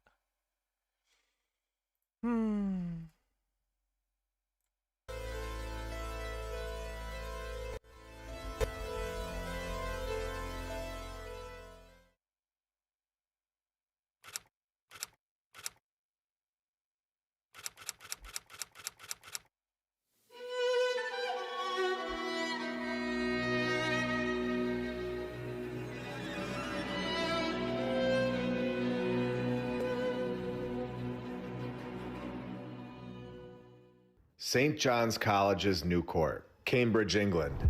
The old world clocks are all gone. They're missing. Where we go to the University of Cambridge's website, and we see that this was supposedly built in 1831. But of course, the college, it has no records of an intention for a clock. The 1826 drawings, the blueprints that I don't believe were the originals at all. These blueprints... He believes that based on vibes? Again, he just doesn't think it would fit into the narrative he already believes, so I guess we have to take him at his word. Don't even show the circles on the building. These circles that we can all see today. And within the next few episodes, I'm going to show the world that I don't believe that they have the blueprints at all. And I believe they're making all of this up. When I searched for the blueprints to confirm what they're telling us about the drawings, there are no public records of them. Meaning that they are telling us all about the 1826 blueprints and then never showing them to anybody. And most likely, they don't even have them because I don't know if they have them or not, but is it really that weird that because they don't have them public, that means they don't exist? They're allegedly blueprints from like a couple hundred years ago. Those wouldn't just be public documents, those would be historical documents that would like need to be preserved. And I don't know if they've ever been officially scanned or anything, and they're certainly not going to give you the original copies because again, they're historic and it wouldn't be easy to just like put them through a scanner, you know what I mean?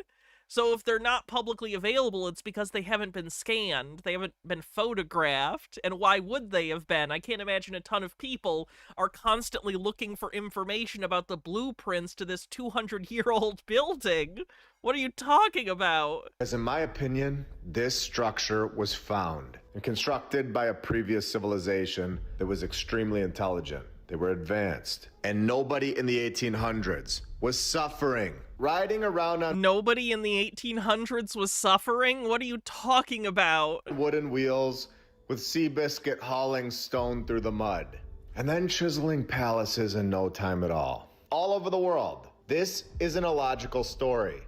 It's not. You just don't understand that you can have fancy buildings and poor people. Like, this is the story of humanity, is that there's a difference between, like, buildings created for the wealthy or for institutions and, like, the homes of the destitute. Like, what are you talking about? We saw that the university, they referenced these 1826 blueprints right on their website. Supposedly drawn up by Rickman and Hutchinson, which we will be investigating because he's using AI, by the way, so basically any of the claims that appear on a screen like this that show that he's using ChatGPT or something, you can just assume it's bullshit because it's AI. I'm sure that they were pinned to other old world structures, but we're also told that the public, you and me, we cannot access these blueprints. They're not... Yes, why would... Like, it's weird that he thinks the default... Like, is this an age thing? I can't be older than this guy, right? I'm 31. I'm not ancient. Why does he assume that all records by default are available on the internet? Most records of anything ever aren't available on the internet. I know the internet is a big place, but do people seriously, delusionally believe that every piece of information that's available in the world is cataloged on the internet? because it isn't. Just because you can't find something readily on the public internet doesn't mean the information doesn't exist. Oh my god. Viewable online, and they're not in any open archive databases. They're Okay. Do you notice the words open archive database? Just because they're not publicly available doesn't mean they don't exist. literally mentioned by a school, a scholarly source, but they're not showing any of these blueprints. Does he think that any statement by a university is a scholarly source? Like, he thinks that, like, a public relations email can count as a scholarly source?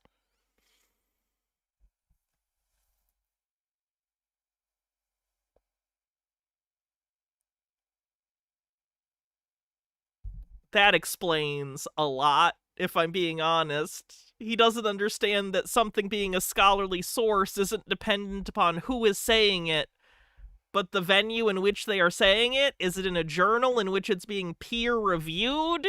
Then it's scholarly. If it's not, then it's not. What are you talking about?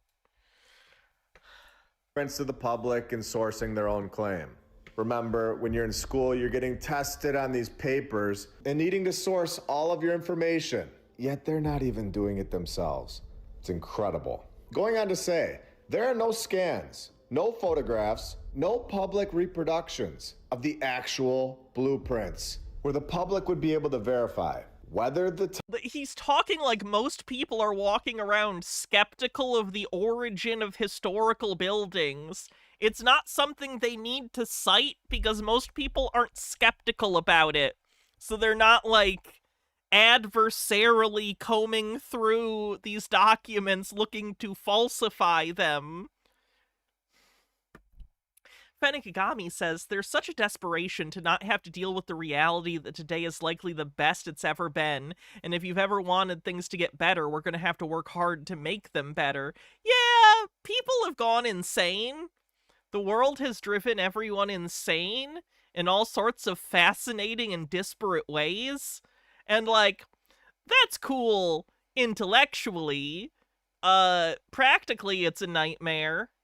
Though, I guess I did kind of live in the best period for this if I am interested in crazy people, I guess. So, silver linings. Just a Peach with a $1 tip says, there's a photo of Port Gamble, Washington that shows the field that's used for events being filled with shanties. It was a company town. All the remaining buildings were management homes or businesses. tower had clocks, circles, or any mechanism spaces. So I believe at this point in our research, the way to prove completely that we are 100% correct about all of this is to continue to show the world, everybody, over and over and Do I want some silly shaped pasta for mac and cheese? Sure. over. I'm going to show you all that none of these structures actually have blueprints that the public can hold and see. That doesn't prove anything, though. It's not even really evidence of what you're claiming. It's just they're old buildings, and those blueprints aren't subject to public records requests because they're so old they predate the current governmental systems that require documents like that to even be filed with the government. These are historical documents you're talking about. Like, it doesn't make sense that you're expecting them to be in modern record systems, and it's really bizarre and telling that you think that this is suspicious. It implies a complete lack of understanding how anything works. It's kind of interesting. Conspiracy theorist tells on themselves on the bingo card. I want to be clear about this. If they cannot present a blueprint, then their story is completely made up and it is false. If their Yeah, that's not how anything works. That's just not. story was true, the blueprints of these buildings, they would be framed in the front entrances, and we all know. Why? Most people don't find... First of all, again, couple 100-year-old document, pretty fragile. You wouldn't want to just willy-nilly frame it and put it up publicly. Secondly, why? I've never gone to a building, and my first thought was, what a beautiful building. I wish I could see the blueprints right now. Like, what? Buildings don't hang up their blueprints. What are you talking about? That's nonsense. Know it. So we're going to go back to Big Ben, the massive 316-foot clock tower from episode 150. And guess what? We have just ended the mainstream history forever. And there's no coming back. Here we go. I bet. Oh, Big Ben, London. There are no surviving full set of the 1850s blueprints. Okay? Again, is that shocking? Does he think blueprints are trophies that get kept necessarily? Like, I don't know what to tell you. They were used to build it, and then over a long enough period of time, they lost the original copies. They might have other copies that were made over time. They might not. Neither would be surprising. Elizabeth Tower, yeah, the clock is Big Ben. The clock is Big Ben. The tower isn't. The UK Parliament's official archives and ACOM's 2017. Stone Corbell says, it's some kind of weird narcissism or myopicness that he thinks that everyone shares his extremely obscure niche interests just implicitly. Like, no, dude, almost no one has ever thought of this before or cares about it. 2022 restoration report, the one that we talked about last Saturday. They both state that no complete original construction drawings for Big Ben survive. Nothing. It's completely gone. A Gothic revival style clock tower. The blueprints are just gone. They're missing. Okay. Yet they want all of us to believe their narrative from 1859. And I don't care if you believe it or not. It's the truth. You can be crazy. That's allowed. He's so adamant. I promise you, I'm going to go way deeper than this. Isn't Big Ben the name of the bell? I thought it was the clock. I thought the clock's name was Big Ben. In the upcoming episodes, we are told that no blueprints, no mechanical diagrams for the clock mechanism, no load-bearing calculations, no ledgers, nothing. And again, we're not talking about a shed from the Oh, it is the bell? All right, I was wrong. 1800s. We are talking about structures that we don't even... Okay, it doesn't matter. It doesn't matter that it was really important. Nothing lasts forever. Things slip through the cracks. The idea of, like, at the outset, preserving things like that for historical purposes is a relatively modern concept. It's not the kind of thing they would have, like, readily given a shit about back then. Even construct today in our towns. These are palaces that we're all being told were completed in a time period where people were riding around on horses. They're so obsessed with the horse thing. There were no shipping companies. Oh my fucking god. Horses are great, by the way. Can we stop denigrating beasts of burden? One of the main reasons humans have been as successful as they are as a species is our ability to domesticate animals, in particular, animals that do work with us. Like, we're acting as though, like, horses and horse-drawn carriages weren't instrumental in tons of human, like, work. And he's shitting on it, and it drives me crazy. We can see it in the pictures. People were going to the bathroom in outhouses, and we've been... Yeah? Where do you want them to shit, man? ...told that they've been wiping with their hands. We've documented this. So they just lose the blueprints of a palace. It doesn't add up at all. So let's go back to Cambridge now. It does add up. You're just dumb. Just a peach with $1 says fire, fire, fire, fire, fire is why the pages go bye-bye. Because they clearly removed an old world clock from this structure. Missing blueprints. The master designers, Thomas Rickman and Henry Hutchinson. Partners, we're told. Rickman, a self-taught architect. In the 1800s. He just was over there teaching himself in the shed how to draw up a palace that lasts forever. And then the blueprints just get lost in... Okay, secondly, not a palace. It's a building for a college. And also not forever. It's been 200 years. I don't know why Americans need to hear this. 200 years is not that long of a time. I know in America it is, because America as a nation has a very short history. 200 years is not that long of a time in human history, right? Kind of weird that you're acting as though that's ancient. In the dirt.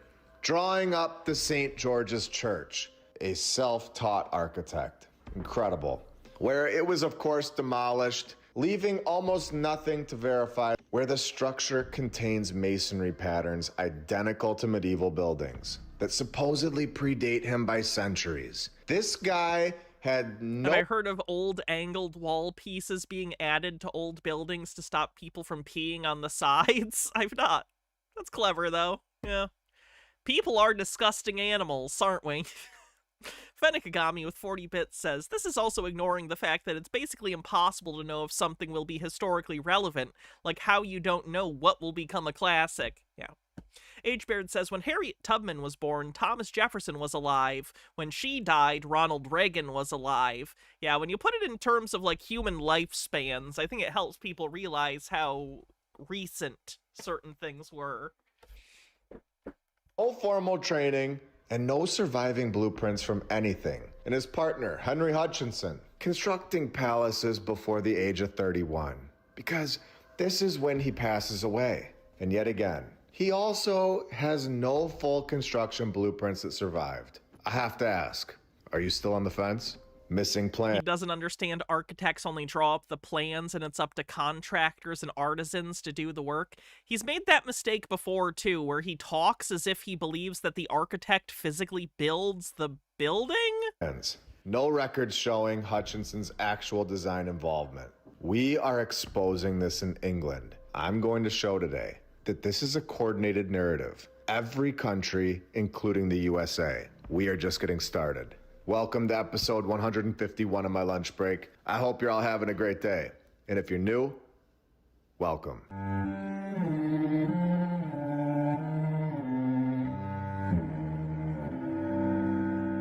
Phew! I want to thank all of our sponsors over on Patreon. Real quick, I'm going to use the bathroom. While I'm gone, have a group discussion about,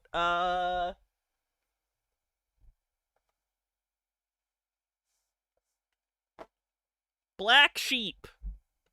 It's a killer sheep movie. No, did I do this one recently? I may have. Don't fall over, you fuck. Alright, I'll be right back. Beep.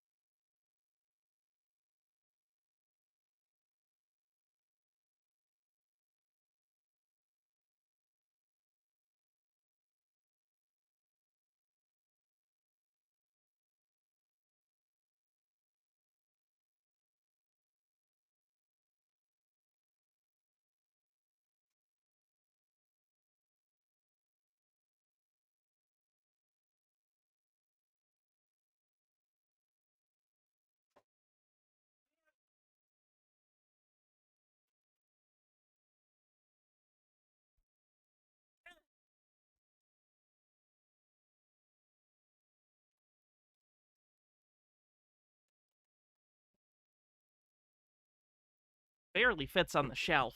It's frustrating. Okay. Thank you to FlatEarthDave.com. You can check out his app, the Flat Earth, Sun, Moon, and Zodiac app. Of course Flat Earth Dave sponsors this douche. the Appleton, Hourglass, the deeper and up. You guys are all awesome and helping this channel out a little. Now, I mentioned earlier that I'm going to go even deeper in upcoming episodes. Episode 154. It's coming out in 3 weeks from now. I'm going to show you how crazy this whole thing is. Something that we've all waited for up to this point. If you've watched all the episodes, this episode that's coming out, episode 154, it's going to be shocking. It's going to tie back to episode 150. Is there an old building you don't understand? In this episode as well. Oh, doesn't understand architecture on the bingo card. But anytime that anybody has any questions about this, we're all going to be able to say to anybody new, go to that episode and you'll never turn back. This community, it's about to grow to so many new people. I cannot wait to share that one with you. I can't wait for that one to be released and to show the world how incredible this whole thing is. Now, being unable to provide the blueprints to us and ultimately prove that their story is legitimate, any blueprint would do, an 1800s masterpiece. Not being able to provide the most important document that shows that their story is actually the truth. Again, no one is like, how do I put this? This isn't an issue for anyone but you. So they don't even necessarily know. They don't know that you're like a skeptic about it. They probably just think you're like interested in architecture or something. And they're like, oh no, we don't have any blueprints. They don't even know that you're like a crazy person that thinks they're lying about the origin of this building. So they don't even know that there's some sort of burden of proof that you're expecting them to meet. Because you haven't even said to them that you think they're lying. Because I think on some level you know you'll sound insane.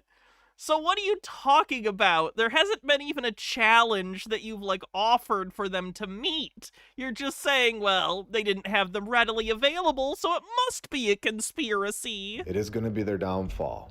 A massive mistake by the mainstream Racin, thanks for following. narrative, and we have just exposed this. I have to be honest. That's true. He would call blueprints fake even if they provided them. I can't figure out why they didn't just fake it. Why didn't they just draw them up and just say they... It's almost like they're not in the business of making shit up. It's almost like more or less they're doing their best to be honest with you, and you're just crazy. Have them. Was that too much work for them? Did they think that nobody would ever ask this question? It's a massive mistake. And now I'm going to tell you what. What if it's not a massive mistake? What if they're just telling the truth? Does that not even occur to you as a possibility? It's too late. We are about to attack this point until the entire world understands that our timeline just began within the last 200 to 250 years. And something massive happened. An event that wiped the previous civilization out. This was a group of people that obviously understood how to construct buildings with geometry and harmonic resonance. As well as massive tunnel systems that connect all the other buildings in the area. I believe that some of these buildings were healing centers. I believe, like we've shown in the past, there was an energy that would heal people. And Well, that's very nice that you believe that, Bobby. Do you want to share with everyone else what else you did this summer? I do believe this is true. Like, why does he think that these insane beliefs should hold any weight for anyone? He's just nuts. Why do I like this? What's wrong with me? Why am I fascinated? It's just the same thing over and over again. It's just the same thing. I just gotta listen. I can't stop. It's been taken over and used for something else. But this is when we go to India and we see this incredible structure that has a clock tower. This is the Badra Fort. And just take a look at this photo for a second. We have a cow over here. We have dirt roads, wooden stick fences, and then a palace in 1872. Again, it's not a palace, it's just a building. We are all told that this clock mechanism was imported from London in about 1849. They just can't seem to remember about the 1800s. But they tell us all about the 1396s to 1399s in Turkey.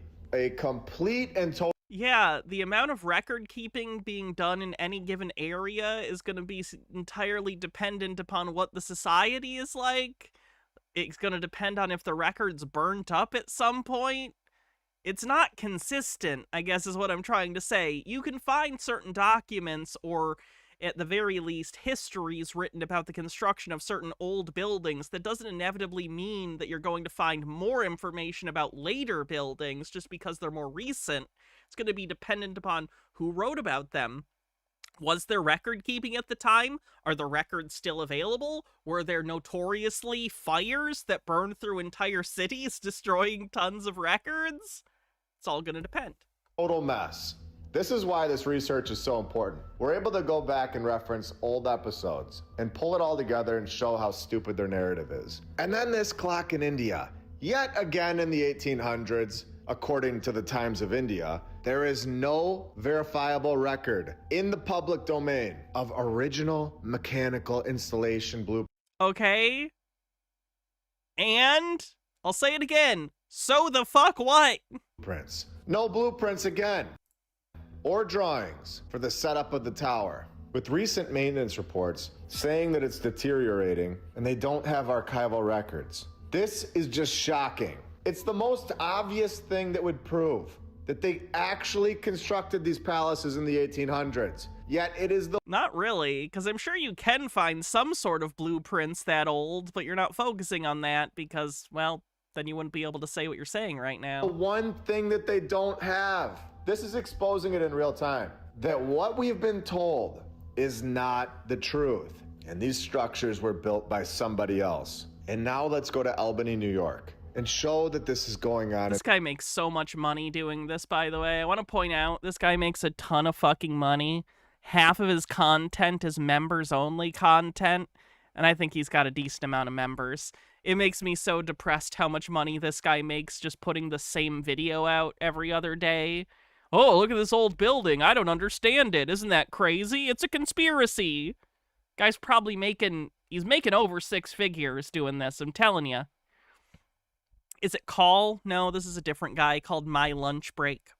Just a Peach with a $1 tip says, so my dad met his grandmother who was born in like 1860, so it doesn't take a lot of people to get to 250 years. Yeah. In the USA as well, where we have the St. Patrick's Cathedral, New York, a structure that we went inside of in episode 77. Constructed yet again in the 1800s, we are told, where there is no publicly accessible records of the cathedral's complete original engineering or mechanical blueprints. There are no blueprints. The mainstream... Okay, and I'll repeat it again.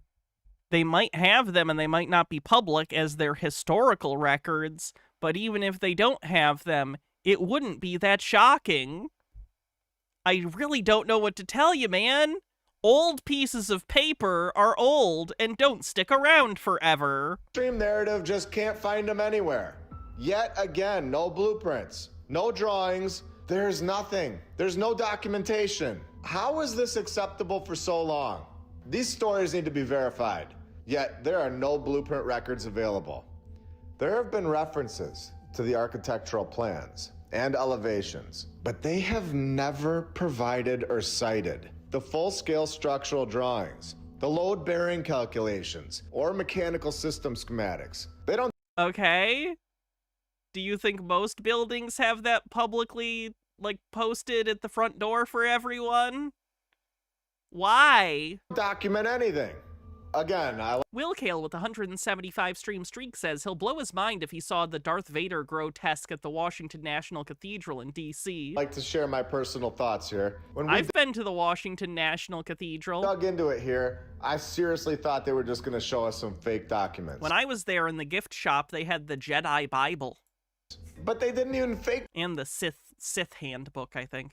The blueprints. Why is there so much Star Wars stuff at the National Cathedral? Just nothing. Nothing's available to the public because they just don't have any. At this point, please comment below and tell me what you're thinking. I love to hear everybody's input. It's one of the most important parts. Not having the blueprints is the main giveaway. It's literally the ultimate exposure. Not really, because again, if they were faking it, they'd just fake it. You know what I mean? Like, if they were faking it, why wouldn't they fake that? because they're not faking it. They just don't have those documents for They you. did not build the building. I cannot get over the fact that they didn't just fake the blueprints. Because now, every single time we show another building that they tell us was constructed in the 1800s, this is not thousands of years ago. We're just gonna ask if they have the blueprints. Do you have the original drawings? And when they say, Sir, this is a Wendy's. they know, we're...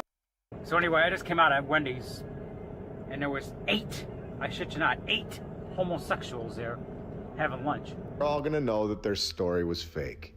The blueprints are basically the receipt to their claim, and they're just gonna be exposed Not really. more and more, to the point that every single person watching, everybody's gonna be able to see so clearly. It's gonna be overwhelming, and I cannot wait. Today we construct boxes. I like to call it the basic box style. They literally only require using a protractor to make sure the box's corners are 90 degrees. There's no stone, there's no marble. And we use power tools. We have shipping companies and training. The level of difficulty is nothing in comparison to these old world buildings. And we've had many engineers explain this. With that being said, in modern architectural and engineering practice, blueprints, they are the foundational documents of construction. And there it is. Especially one of national or religious significance, such as cathedrals or capitol buildings.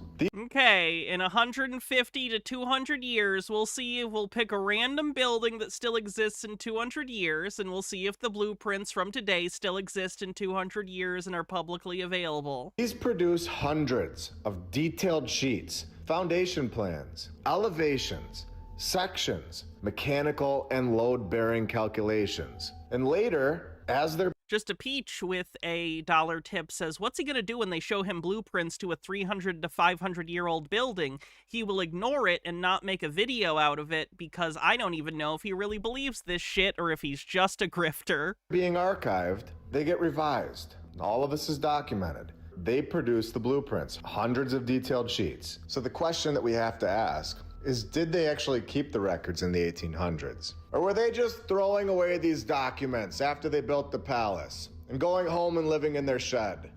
And this is when the mainstream narrative falls apart even more. By the 1800s, we are told that the Industrial Revolution, they had already standardized technical documentation by 1850. Every major Western government and cathedral commission required submission of multiple signed plan sets for legal certification and payment. So where are these blueprints? They were supposedly required to document them. Why are they missing today? Where did they go? They might be in some sort of historical collection somewhere. They might have burnt up in a natural disaster. They may have gotten tossed at some point when they were no longer needed. There are so many potential answers to this question that you are going to ignore, and it makes me sad. M. Scheffler with 100 bits says, paper was expensive. They would have had it made. They wouldn't have made hundreds of copies. And H. Baird with 40 bits says, did he just Google Big Ben blueprints and declare victory? There's probably a government architectural engineering office who might actually have drawings from the construction. It's worse. He's using AI. He's not even Googling it. These documents ever here. And before we go on, we gotta thank the Donkeys Incorporated Club. No GPS, riding their wooden wheels through the winters. The rainy days were never... Okay, this guy's pissing me off, and I need to exit out of the video before I just get mad. Let's keep going. Greetings, friends, wherever you are in the world. You know, it just occurred to me, why does every big effigy look like a penis? It just occurred to me. I mean, really? Are we really seeing the biggest cosmic thundering penis heading towards us? Should I get that for the soundboard? Really seeing the biggest cosmic thundering penis heading towards us? Are we really seeing the biggest cosmic thundering penis heading towards us? Hold on, let me get that so I can save it real quick. Give me a sec. Okay. Look like a penis. It just occurred to me. I mean, really? Are we really seeing the biggest cosmic thundering penis heading towards us? It is an interesting. Well, maybe this is the very last. Maybe this is the end of patriarchy. All right, I got the clip. Please, I'll put it on before the next stream. God, we don't see any more phallic symbols after 3i Atlas. Having said that, it is it not, a phenomenon? And the emergence of this galactic sigil appears to demonstrate to us that we're standing at the edge of a cosmic threshold, one way or the other. And of course, producer Christy and I chose to do this live broadcast to really bring together another bohemian ragtag panel of geniuses, the very best amongst humanity, people leaning very hard into inquiry, into truth, into consciousness, which I dare say speaks also to the spirit of all of you out there watching this broadcast. And I can see we've got off to a tremendous start. I think there's probably record numbers coming in. Not surprising, he said, because this is a big enigmatic subject. And I'm also proud of the fact that we began this many months ago before it became a populist theme. And we've been tracking it, and with some of the world's... What's he talking about? He's talking about the 3i Atlas comet thing, but he's also a woo-woo weirdo. He's the one that's starting his own, like, community, I think in Tennessee. Great experts. Today is a unique piece because we bring back David Sarita, who needs no introduction to any of our networks, but we have remote viewers, as we promised, joining us as well. And of course, George H. Lewis. Just a Peach says, my mother died in 2006 and she was 58. Her birth certificate was destroyed in a fire and she had trouble getting a copy late in life. Well, according to the last guy, she didn't exist. My bestie, astrologist and cosmologist. So we're going to do a pretty deep dive today, and we will be inviting Q&A from audience. Producer Christy will be helping to check questions to try and keep the thread not chatty in terms of just try and keep it to questions, if you will, not conversational, because oftentimes people get into having conversations on those threads and lose us completely. But really, we're looking for pretty pointed questions out there from anyone on the subject. So astronomers have, and let me just cue this up, astronomers have confirmed AI suppository. An extraordinary interstellar visitor, 3i Atlas, only the third known object to enter our solar system from beyond the stars. And it has shifted to an electric blue hue, purportedly, accelerated without propulsion and emits radio frequencies identical. It accelerated because it's a comet and some of the ice was melting off and it caused propulsion. To the legendary wow signal of 1977. I just want to vomit. Peter's into this too. I'm not quite sure why that was a static image. In any event, 7 plasma jets. Oh, and incidentally, that wow signal of 1977 was the mathematical heartbeat that was once thought to be our first whisper from the stars. So 7 plasma jets are now erupting from the core of 3i Atlas, a heptagonal geometry that no comet or asteroid has ever worn. And NASA's feed falls silent. Well, surprise, surprise there. When nothing happens with this comet, the conspiracy theorists are still going to talk about it for years. I'm calling that now, by the way. So many of them have been talking about it over the last couple months, they're not going to drop it. So even when it turns out to still just be a comet or whatever, they're still going to talk about it in the future in passing and act as though, like, we proved aliens are real, 3i Atlas, blah, blah, blah, blah, blah. Usual deep state fuckery going on at the expense of the deep state on the bingo card. Taxpayer. But hey, we'll leave Trump and his lot to take care of that. The official story, therefore, pauses with NASA turning and facing the wall. And so once again, it is NASA facing the wall. The independent was that a threat towards people who work at NASA?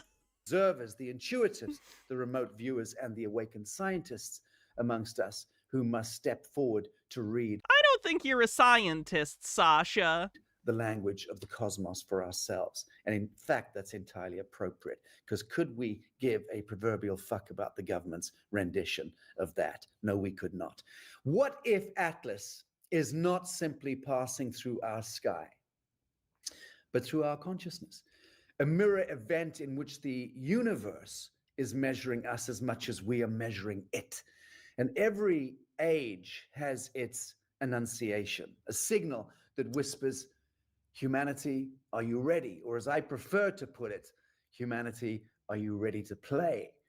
I'm going to put this out there. So if there were aliens out in the universe, and I don't think we're the only life in the universe, do I think it's anything that would even make sense to communicate with us?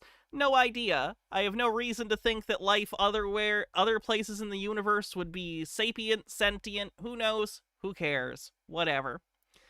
If aliens were real and about to come to Earth, I would be so embarrassed.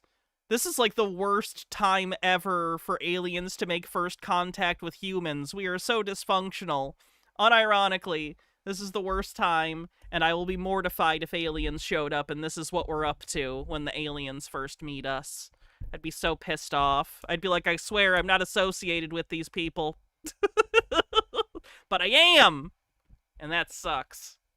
Perhaps this is ours, a message from a messenger woven of plasma and purpose, a test of our perception as much as it is a test of our outdated physics. So I don't think it was worse when we were living in caves. I think there was more of an excuse for certain people's behaviors when we were living in caves and didn't have access to the most information any human being has ever had access to. I think people had fewer excuses back then, at least. Some will call it to be the kind of people many people are today, you almost have to work to be an asshole, and boy, lots of people are working hard on that, let me tell you. Psyop, as they do, and that's fair play. Some will call it a prophecy. That's also fair play. Others will call it a myth in real time. Yet beyond every label is the undeniable fact that something intelligent is knocking at the membrane of our world. And so through this Lazarus broadcast, we open the holodeck of inquiry, uniting science, symbolism, and soul to decode what Atlas truly is. Is it technology or consciousness, a cosmic mirror, or a bridge? And tonight, we're asking the seminal question, who is sending the signal, and who are we becoming as we receive it? So, that said, welcome to 3i Atlas Rising, decoding the interstellar signal. The story is no longer out there, friends. It is unfolding within us. Let me bring on my beloved David Streeter. David, good to see you. Good to see you, Sasha. The data on 3i. Hold off on that intro for a moment. I just want to bring everyone in the studio, and then I will bring you in to give your intro. George H. Lewis, sir, good to see you. Hi. How are you? You're looking younger and prettier every time we see you. What is your dirty trick? I just shaved today, that's all. Very good. That's a great trick. All right, I want to introduce Birdie Jaworski. Good to see you, everybody. Thank I'm you for so joining. glad to be here, Sasha, and George and David. I'm so excited to be able to share my experiences as a remote viewer. Terrific. Looking forward to that. And Jenny Lee, let me bring you on there. Good to see you as well. Hello. How are you? Thank you for joining us, Jenny. Very happy. You're welcome. Very good. Okay, friends. Together, these four luminous minds form tonight's 3i Atlas Council. Explorers standing between science. I like that none of these people have any qualifications to talk about astronomy at all, but we've developed a mastermind here. We're all going to come together and we're going to talk about this thing we have no training to discuss. Welcome, everyone. And sentience. So, observational, intuitive, and remote viewing insights. First, I just want David to walk us through the latest findings, both from telescopic data and, David, your anonymous feedback that you're getting from the circle. I know you've been very anonymous feedback connected to the Vanguard. That's where I get my scientific information from. The inquiry in this. What new or converging signals have emerged? Thanks, Jellyfish. Please, 3 minutes or less. Thank you. Oh my God, 3 minutes. I'm going to panic because there's too much happening. All right, you're cutting into your time. Go. Let's go to my screen here, share screen, just to show you what's happened, which is a big surprise that just happened today, because we have this new visitor that just showed up out of nowhere called 2025 V1 Borisov. And V1 Borisov, miraculously, is at its closest position to Earth today, 11/11, which I find incredible because... Is that miraculous? You could probably find any stellar object that on any given day of the year is the closest to any particular other celestial object. You just picked one closest to Earth. 3i Atlas up here at the top just reached the outer band of the hypothetical orbit of hyperdimensional planet 591, which is up in here. Hyperdimensional planet 591? You're gonna have to explain that one to me. And my original prediction was that the bullseye of 3i Atlas crossing 591 was actually... It's not legible, David. No one's going to read that. Certainly not on telephones and what have you. Any way of amping that up considerably? You mean making it bigger like this? Sure, of course. We need to get visibility on it. Okay, so if I go back to my original prediction for 3i Atlas to enter the orbit of planet 591, which is right inside the orbit of Mars. Right. I had ChatGPT do the math. Oh, ChatGPT can't do math. It can't do basic math. Don't give it complex, like, don't give it a 3-body. What? You told AI to do orbital mechanics for you? And tell me, create a hypothetical orbit for an invisible planet 591. How far away would it be from the sun in astronomical units? And what date would 3i Atlas intersect the bullseye of the orbit? And it turns out there's zero chance any currently existing AI chatbot gives you a reliable answer to that question. Just straight up, I don't believe any chatbot that exists right now could be given that as a question and to give you anything other than nonsense as an answer. I was dead on. It's October the 23rd, which is my 15-year-old daughter, Alera Sarita's birthday, which is incredible that using a ruler, in the beginning, I ended up hitting the bullseye. So now we have this. Sir, did you tell the AI that's what you thought it would be? Because if you did, I could probably give you a fair guess as to why that's the answer it spat out for you. New one, and when these new visitors show up in the inner solar system, 2025, right here, V1 Borisov, it just shows up only days ago, and it's going to be on November 11th at its closest position to Earth, which is the second date that 3i Atlas crosses the outer band of hyperdimensional planet 591. Yeah. So again, that is absolutely stunning. But what's even more stunning is now we have pictures from, I'm going to actually show this. This is really stunning. Okay, so let's go to this article here. And this is what has happened. And you know about the jet angle, but nobody has looked at what we call the jet angles. And the jet angles, He was supposed to have 3 minutes. Cut him off. I'm cutting him off because I'm over it. Let's move on. Oh, boy. Oh, no. Do I want to cover the My Little Pony Tulpa mind control video today? Do I have time for it? Fuck it, let's try it. From 2011 to 2014, extremely interesting phenomena occurred. My Little Pony Friendship is Magic fandoms formed online communities calling themselves Tulpamancers on forums on Reddit, Tumblr, and 4chan. The obvious question is, what the fuck are Tulpamancers? And why are these My Little Pony enthusiasts practicing an ancient form of Tibetan mysticism. Because when I think My Little Pony, I think ancient Tibetan mysticism. What is a tulpa?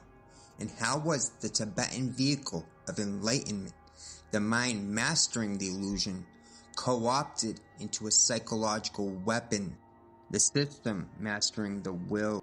Why is it when magical principles become systematized, they become inverted and used as a tool for control? Well, that last question may be obvious to a lot of you, but let's get into it. How is an ancient spiritual practice digitized and distorted? In the My Little Pony universe, a tulpa was often described as an imaginary friend who is able to think and feel for themselves. To me, that sounds awfully similar to an MK Ultra alter. But MK Ultra on the bingo card.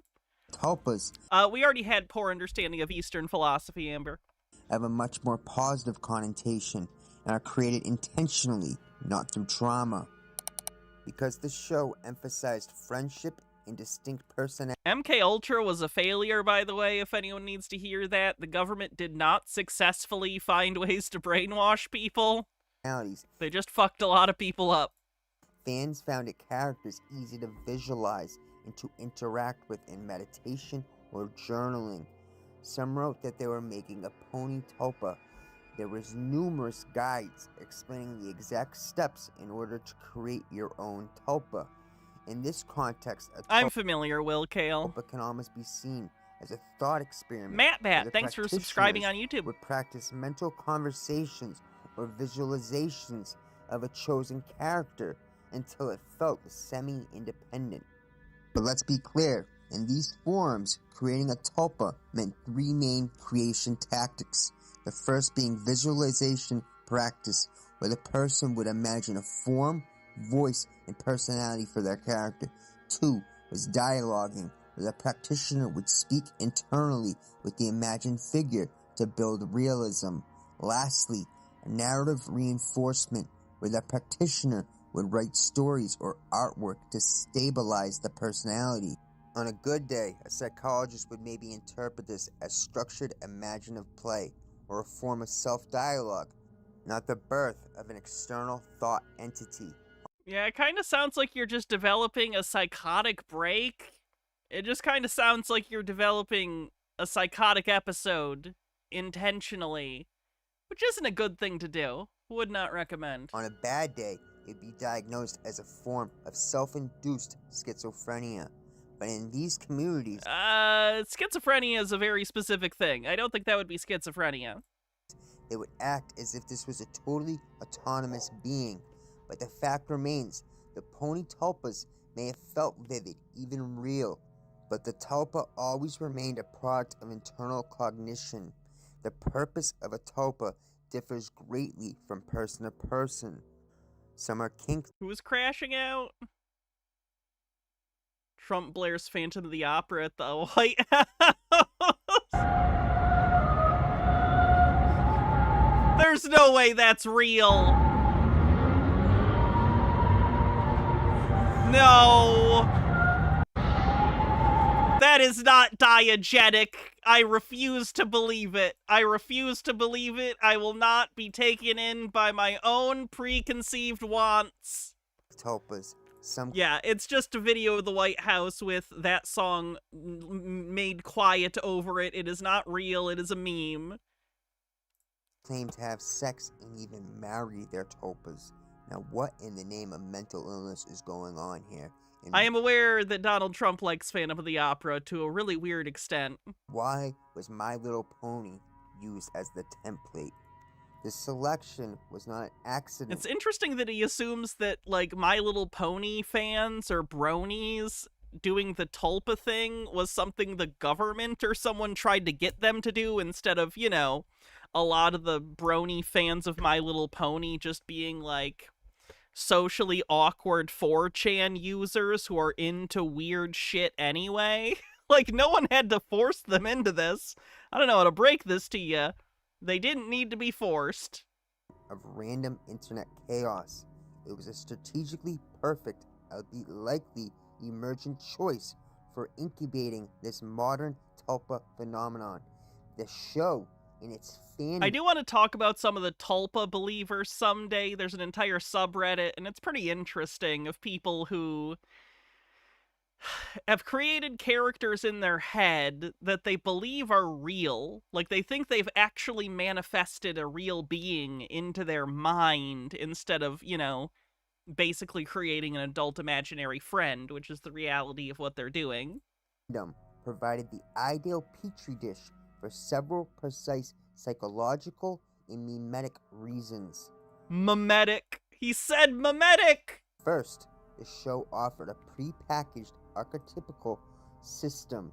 Each main character embodies a simplified, hypersaturated virtue: kindness, loyalty, laughter, generosity, honesty.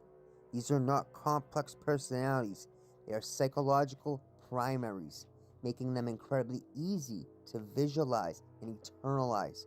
You could say that about children's characters from a lot of franchises because they're made for children, so the characters are often in children's shows flatter, more one-dimensional, to make them simpler for children to understand what their deal is. For someone attempting to project the thought form, a bright... An MSNBC correspondent said it was real for the record. I'm still going to remain skeptical on that one. That's too much. Again, life is not a movie. Life is not a movie. That's not... Things don't... The President of the United States is not angrily listening to Phantom of the Opera so loud that people outside can hear it. I refuse to accept that as a reality. I will not. I will not do it. You can't drive me crazy, reality. You can't do it. Okay? I'm sane. I'm not out of touch with reality. Reality's out of touch with reality. Colored one-note arc. They're testing new outdoor speakers. Thank you. Thank you. Oh. Archetype is far easier to stabilize than a nuanced, realistic person. The characters function as mental Lego bricks, simple, interoperable, and designed for imaginative play. This lowered the barrier to entry, allowing even those with minimal That's my secret, Will Kale. I'm always crashing out. Meditation experience to engage in the practice. Second, the fandom culture itself was a self-reinforcing ritual circle. Online forums and image boards became digital temples where the belief in these tulpas was constantly validated. Newcomers were greeted with elaborate guides, success stories. Fenekagami says, you know the old saying, reality is stranger than fiction. I'm not a fan of that saying. And a shared lexicon. I didn't say it's not true. I said I'm not a fan. Reinforcement is crucial for sustaining belief in any subjective experience. When hundreds of others claim to hear their Rainbow Dash tulpa offering advice, the individual's own hallucinatory experiences gain credibility. The community normalizes this bizarre behavior, turning a potentially alarming psychological event into a shared hobby. Wait until this guy finds out about people who date AI.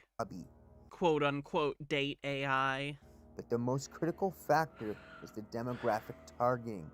The show, despite its outward appearance, attracted a significant audience. Talk to a therapist before you try to create a tulpa to explore how it might affect you. Can you imagine going to your therapist and being like, so I had an idea. I thought I'd try to intentionally create a separate personality in my mind. Is that a good idea? Of older teens and adults, particularly males, a group often grappling with social isolation, neurodivergence, or a sense of alienation from mainstream culture. This demographic is characterized by a powerful hunger for belonging, clear social rules, and meaningful connection, which the show's theme of friendship powerfully promised. They were, in essence, highly suggestible in seeking an anchor. By offering a framework for creating a perfect, loyal, understanding friend who could never reject them. Tuplamancy tapped directly into this vulnerability. It weaponized their loneliness. The practice I think he's also taking 4chan posts quite literally, which is interesting. Does he think everything that people say on 4chan is true? gave them a sense of control and special knowledge, a secret mastery over reality that compensated for their lack of control. Tulpamancy, Endorphins Music asks. Basically, people creating imaginary friends for themselves as adults. In the social world, the innocent, non-threatening aesthetic of the ponies served as the perfect Trojan horse. It disarmed skepticism and prevented external observers. Oh yeah, 4chan on the bingo card. We haven't gotten that one in a while. From recognizing the profound psychological operation underway. Parents or outsiders saw a cartoon horse, while participants were engaging in a ritual that fragmented their consciousness. My Little Pony provided the ideal triad for mimetic incubation, simple archetypes for easy implantation, a supportive community for belief reinforcement, and a targeted, vulnerable demographic ripe for suggestion. It was the perfect cultural catalyst to translate an ancient practice of masterful illusion into a modern tool of passive disassociation. And the online anonymity allowed people to share such experiences freely, so practices spread. Credit. The Plato's allegory, cave, chat, is this real? Fucking hilarious. Chat, look, it's us! Someone drew a picture of us. Yay! We did it. That's pretty good. Medically, this may sound similar to an egregore or chaos magic servitor, so let's quickly break down the differences before revealing. Normal Gamer Gal with 25 months of subscription says, interesting to come back without context as to why we're talking about My Little Pony, but don't tell me what's going on. It's funnier not to know. The intended purpose of a tulpa, tulpas, egregores, and servitors are all forms of artificial psychic life. They are thought forms or mental beings born from... Okay, they're not beings, though. It's not a being. You can't create a being in your head. That's not how this works. You might have the idea of a being, and you might have a character, a fictional character, that you know how they might respond, but it's still you. It's just a fictional thing that you've created in your head. It's not real. It's not a real person. It's not a thing. Not a person. Not a being. It's literally a mental construct. Is thought, belief, and ritualized imagination, but they differ in scale, autonomy, and intent. A servitor is created by an individual magician. It is limited, task-oriented. Servitors perform a specific function, like an AI agent, a bot, or a digital assistant, like a Roomba vacuum, a self-autonomous vacuum. A tulpa is created through sustained visualization and emotional energy. These are semi-autonomous. Tulpas act as a companion or manifestation, similar to an AI companion or virtual avatar. Some say they are an imaginary friend for adults. An egregore is created by a group. Okay, I think I've had enough of the tulpa explainer. Let's move on.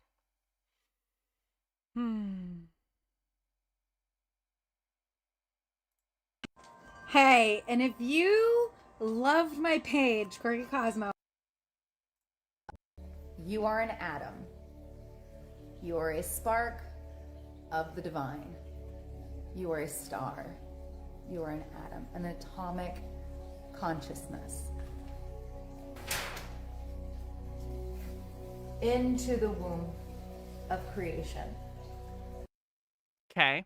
Fennikagami says, unfortunately, this tulpa stuff is very popular in certain communities online, like the MLP community, and if they're fans of people like Xena and Poppy, they use it as an excuse to claim they are poly people and have DID and similar diagnoses, despite the fact that the DSM excludes religious practices like tulpa from the diagnosis criteria. Yeah, I thought in order for it to be DID, it has to be something that was introduced when you're like a young child as a defense mechanism, a separate personality or personalities is developed for it to be DID. I could be wrong, though. I don't know. The matrix. The matrix means womb. Okay? The matrix on the bingo card. It's Latin for womb. So we come into the womb. We are a spark of the divine. We are an atomic consciousness, okay, from our sky daddy. Just like Uranus, okay? His son, which is... Say Uranus, you coward. Kronos, castrated his father. That is what is happening, okay? So we are, again, the light that comes into the matrix. How we evolve with... Oh yeah, she does the camera reverse thing all the time. Through... That's her, not me. Gestation. That's what we're collectively doing. We're in a collectively for billions of years, we've been in gestation. We've been told we're the child of the divine. Oh, that's just the short story, The Egg. You're just doing The Egg. We're the children of light. Don't steal your cosmology from a fucking short story, you asshole. That's what the Essenes mean. Children of the light. Okay? So we're children of the divine, and we've been in gestation to become the perfected Adam, the cosmic child. Okay? With the mother and the father, the mother being... Latin for womb is utero. She was wrong, I'm shocked. Gaia, and the father being Uranus. They were personified. Okay? And these are the primordial energies of creation. They all stem from the source, from the one, the cosmic being in which we exist within. But we're in gestation, and that's what all of our evolutionary cycles have been about, or what we call resets. All right? It's been about the trimesters. Okay, 3 trimesters in a pregnancy. So after the fall of Atlantis, then we had... Ooh, Atlantis on the bingo card. That's a good pull. 5th root race, the Aryan, and their subroot races. Then we have... Oh, she said Aryan like it's a thing. Ah. The 6th root race, the Tartarian, and their subroot races. Tartaria on the bingo card. And then now we are here as the final, the Pangaian. Oh, I like that short story, too. I just hate when people take it as if it's a real thing that's true. The seed of the all, which is the spirit, the celestial, and the man, or the beast, okay, coming together as one. The beast being the 666, or the animal primal mind, which is what the earth... Wow, Mark of the Beast on the bingo card. She's just doing a bingo run right now. It's the animal kingdom. It's the 4th kingdom, animal kingdom. If you're unfamiliar with this is esoteric information. Esoterics are hidden. They're the hidden teachings in all of our ancient cultures and societies. It was just personified or deified. Hey, Joker's Wild with a bingo. Let's take a look at the card real quick. Satanic, Shilling, Ancient Wisdom, Giants, and Mark of the Beast. That is a winner chicken dinner, as people say. So congrats, Joker's Wild. Let me get you that bingo real quick. That bingo sub, rather. And there you go. Congrats. That is our official bingo winner for today. We'll still play for fun till the end of the stream, but that is the official winner. Congrats, Joker's Wild. Or in legend, so that it would remain. And if it's personified, it has a personal, you can create a personal identity with it, which is why the gods, or the planets, or the demigods, and the planets, and the stars, okay, the celestial, heavenly, angelic rays, okay, where they were personified or deified. It didn't mean that it was to be so far above us. It was to let us know the power that we hold within us. Because as above, so below, as within, so without. And so outer space is really inner space, okay? But what we're experiencing as the matrix... Inner Space is a pretty good movie. The womb, this was all for our evolution, an evolution of the mind. So source-seated okay, seated our matrix. And that matrix has a physical, a mental, and emotional and spiritual aspect to it. Now, our genetics, okay, our carbon-based 2% codable DNA, which is the mineral or the elemental aspect to our genetic expression. Okay, all the minerals fizzing and fusing, okay, together to create us, which is the biospiritual luminescent being, or the light body, the light being that we actually are. We're not the physical that we think that we are. We actually emanate a light, a bioluminescence about us. As we evolve. How much would it cost to reopen mental institutions, but not in like a fucked up one flew over the cuckoo's nest way, but in like an actual helping people way, asking for no reason at all? Okay. I think at most we'd only have to house 27% of the population of the United States. How doable is that? We're also going to need to train 4 or 5 million new psychiatrists, so let me know if anyone's interested. As a species, which is integrating all that is, okay, here within the animal kingdom and the heavenly realms, integrating that into through the evolution, through our experiences. And that's all to evolve the mind, the body, the spirit. All right, so the DNA, all right, the DNA is where we are evolving. AI can do the therapy. We're trying to make people less crazy, not more crazy. And that's how we individually evolve. So like the sperms that go into the womb and they don't actually fertilize with an egg, all right? Think of that symbolically, all right? So if you're not doing the work, if your soul is not progressing, if the God spark within you, God's source code within you didn't awaken, then you're not going to be doing the work. But if it did awaken within you, oh, I had my soul awakening, oh, I had a kundalini, it doesn't matter.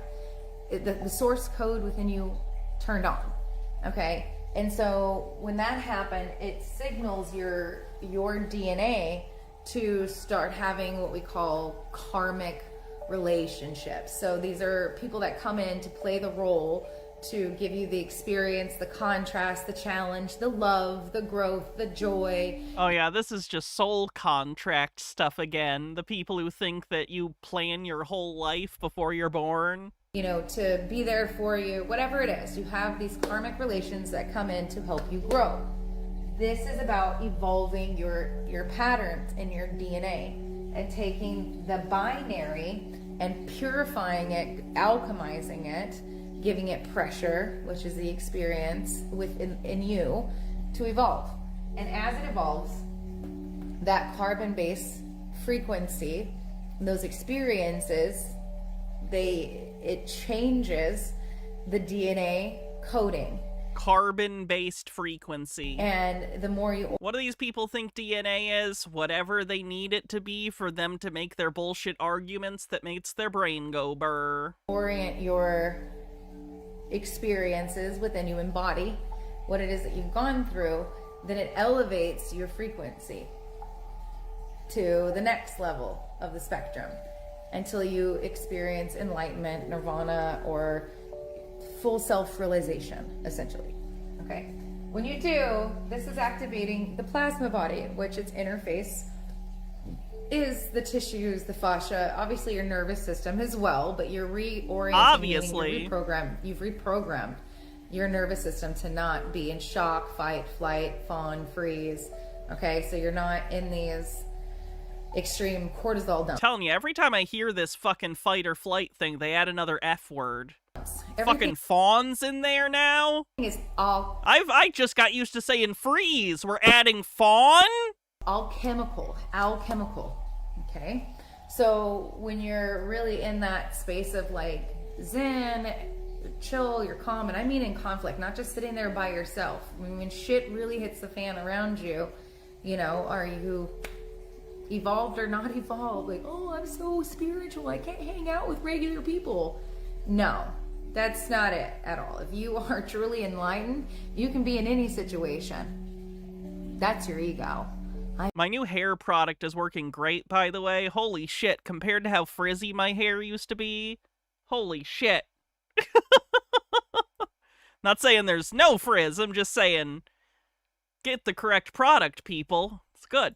Good I'm stuff. too superior to be around other people. Maybe you just need to go into hermit mode and find yourself, because the bodhisattva always goes back into the people with the information that they learn, and they bring it to the people. Okay? If you're too big to be around people, okay, it has to do with your healing journey. But once you've healed, you can be in any situation. Period. All right? That's when you're whole. What product is it? It's called like Not Your Mother's... What is it? Not Your Mother's Frizz Control or something? Styling gel? And you don't need I don't use a ton. I just use a little bit, and it just holds it all together and keeps the curls all right. So atoms, and other atoms don't affect you. So, as you evolve, the plasma, or the nobility, you're noble, you're royal blood, your noble gases, okay? That's not what noble and noble gases means. They're noble gases because their valences are full. Like, they don't have any empty... They're not... You can't... They're non-reactive because they don't... Their outer shell valence electron layer is already full, so it's not readily available to combine with other elements. You fucker. You fucking bitch. You fuck. It has nothing to do with the human concept of nobility in the way you're describing. It's a metaphor. It's a metaphor for their sovereignty. They're not combining. They're traveling. To the inert noble gases which are in the atmosphere, which we call the spirit bodies, the higher bodies of the cosmic plane, of the being in which we exist within, of the cosmic being, in the womb, in the matrix, evolving. All right? It's all genetics. It's all DNA. It's all frequency. It's all mind. It's all creative capacity and going into oneself and alchemizing. That's what shifts us. That's what turns us into a whole being. The whole. When you remember that you're an atomic consciousness, that you're a star, and that this is the dream, this is also the Maya, the game, and you're here to be a co-creator in it, not controlled by it. Words mean nothing. And that's what the evolution within our genetics is here to do. Jesus Christ. H-Bird says you could say that noble gases are her kryptonite. Yow!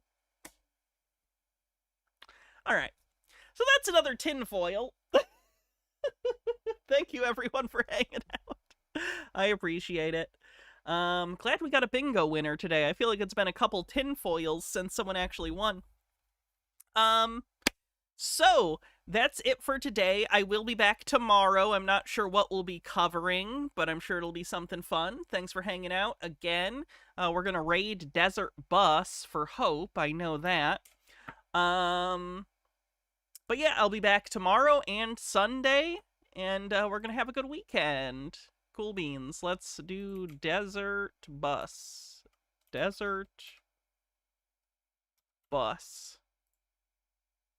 Do not want. Yeah, I don't want to generate cover. All right, let's say it's got to be like something that we know. Hell yeah. All right, have a great night, everyone. If you can, donate to Desert Bus for Hope. That's a good cause.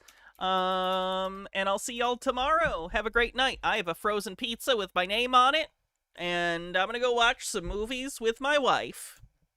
Bye, everyone. Have a good night. I don't have any jokes. Shit. I'm really bad at my job. At least I'm cute. Bye, everyone!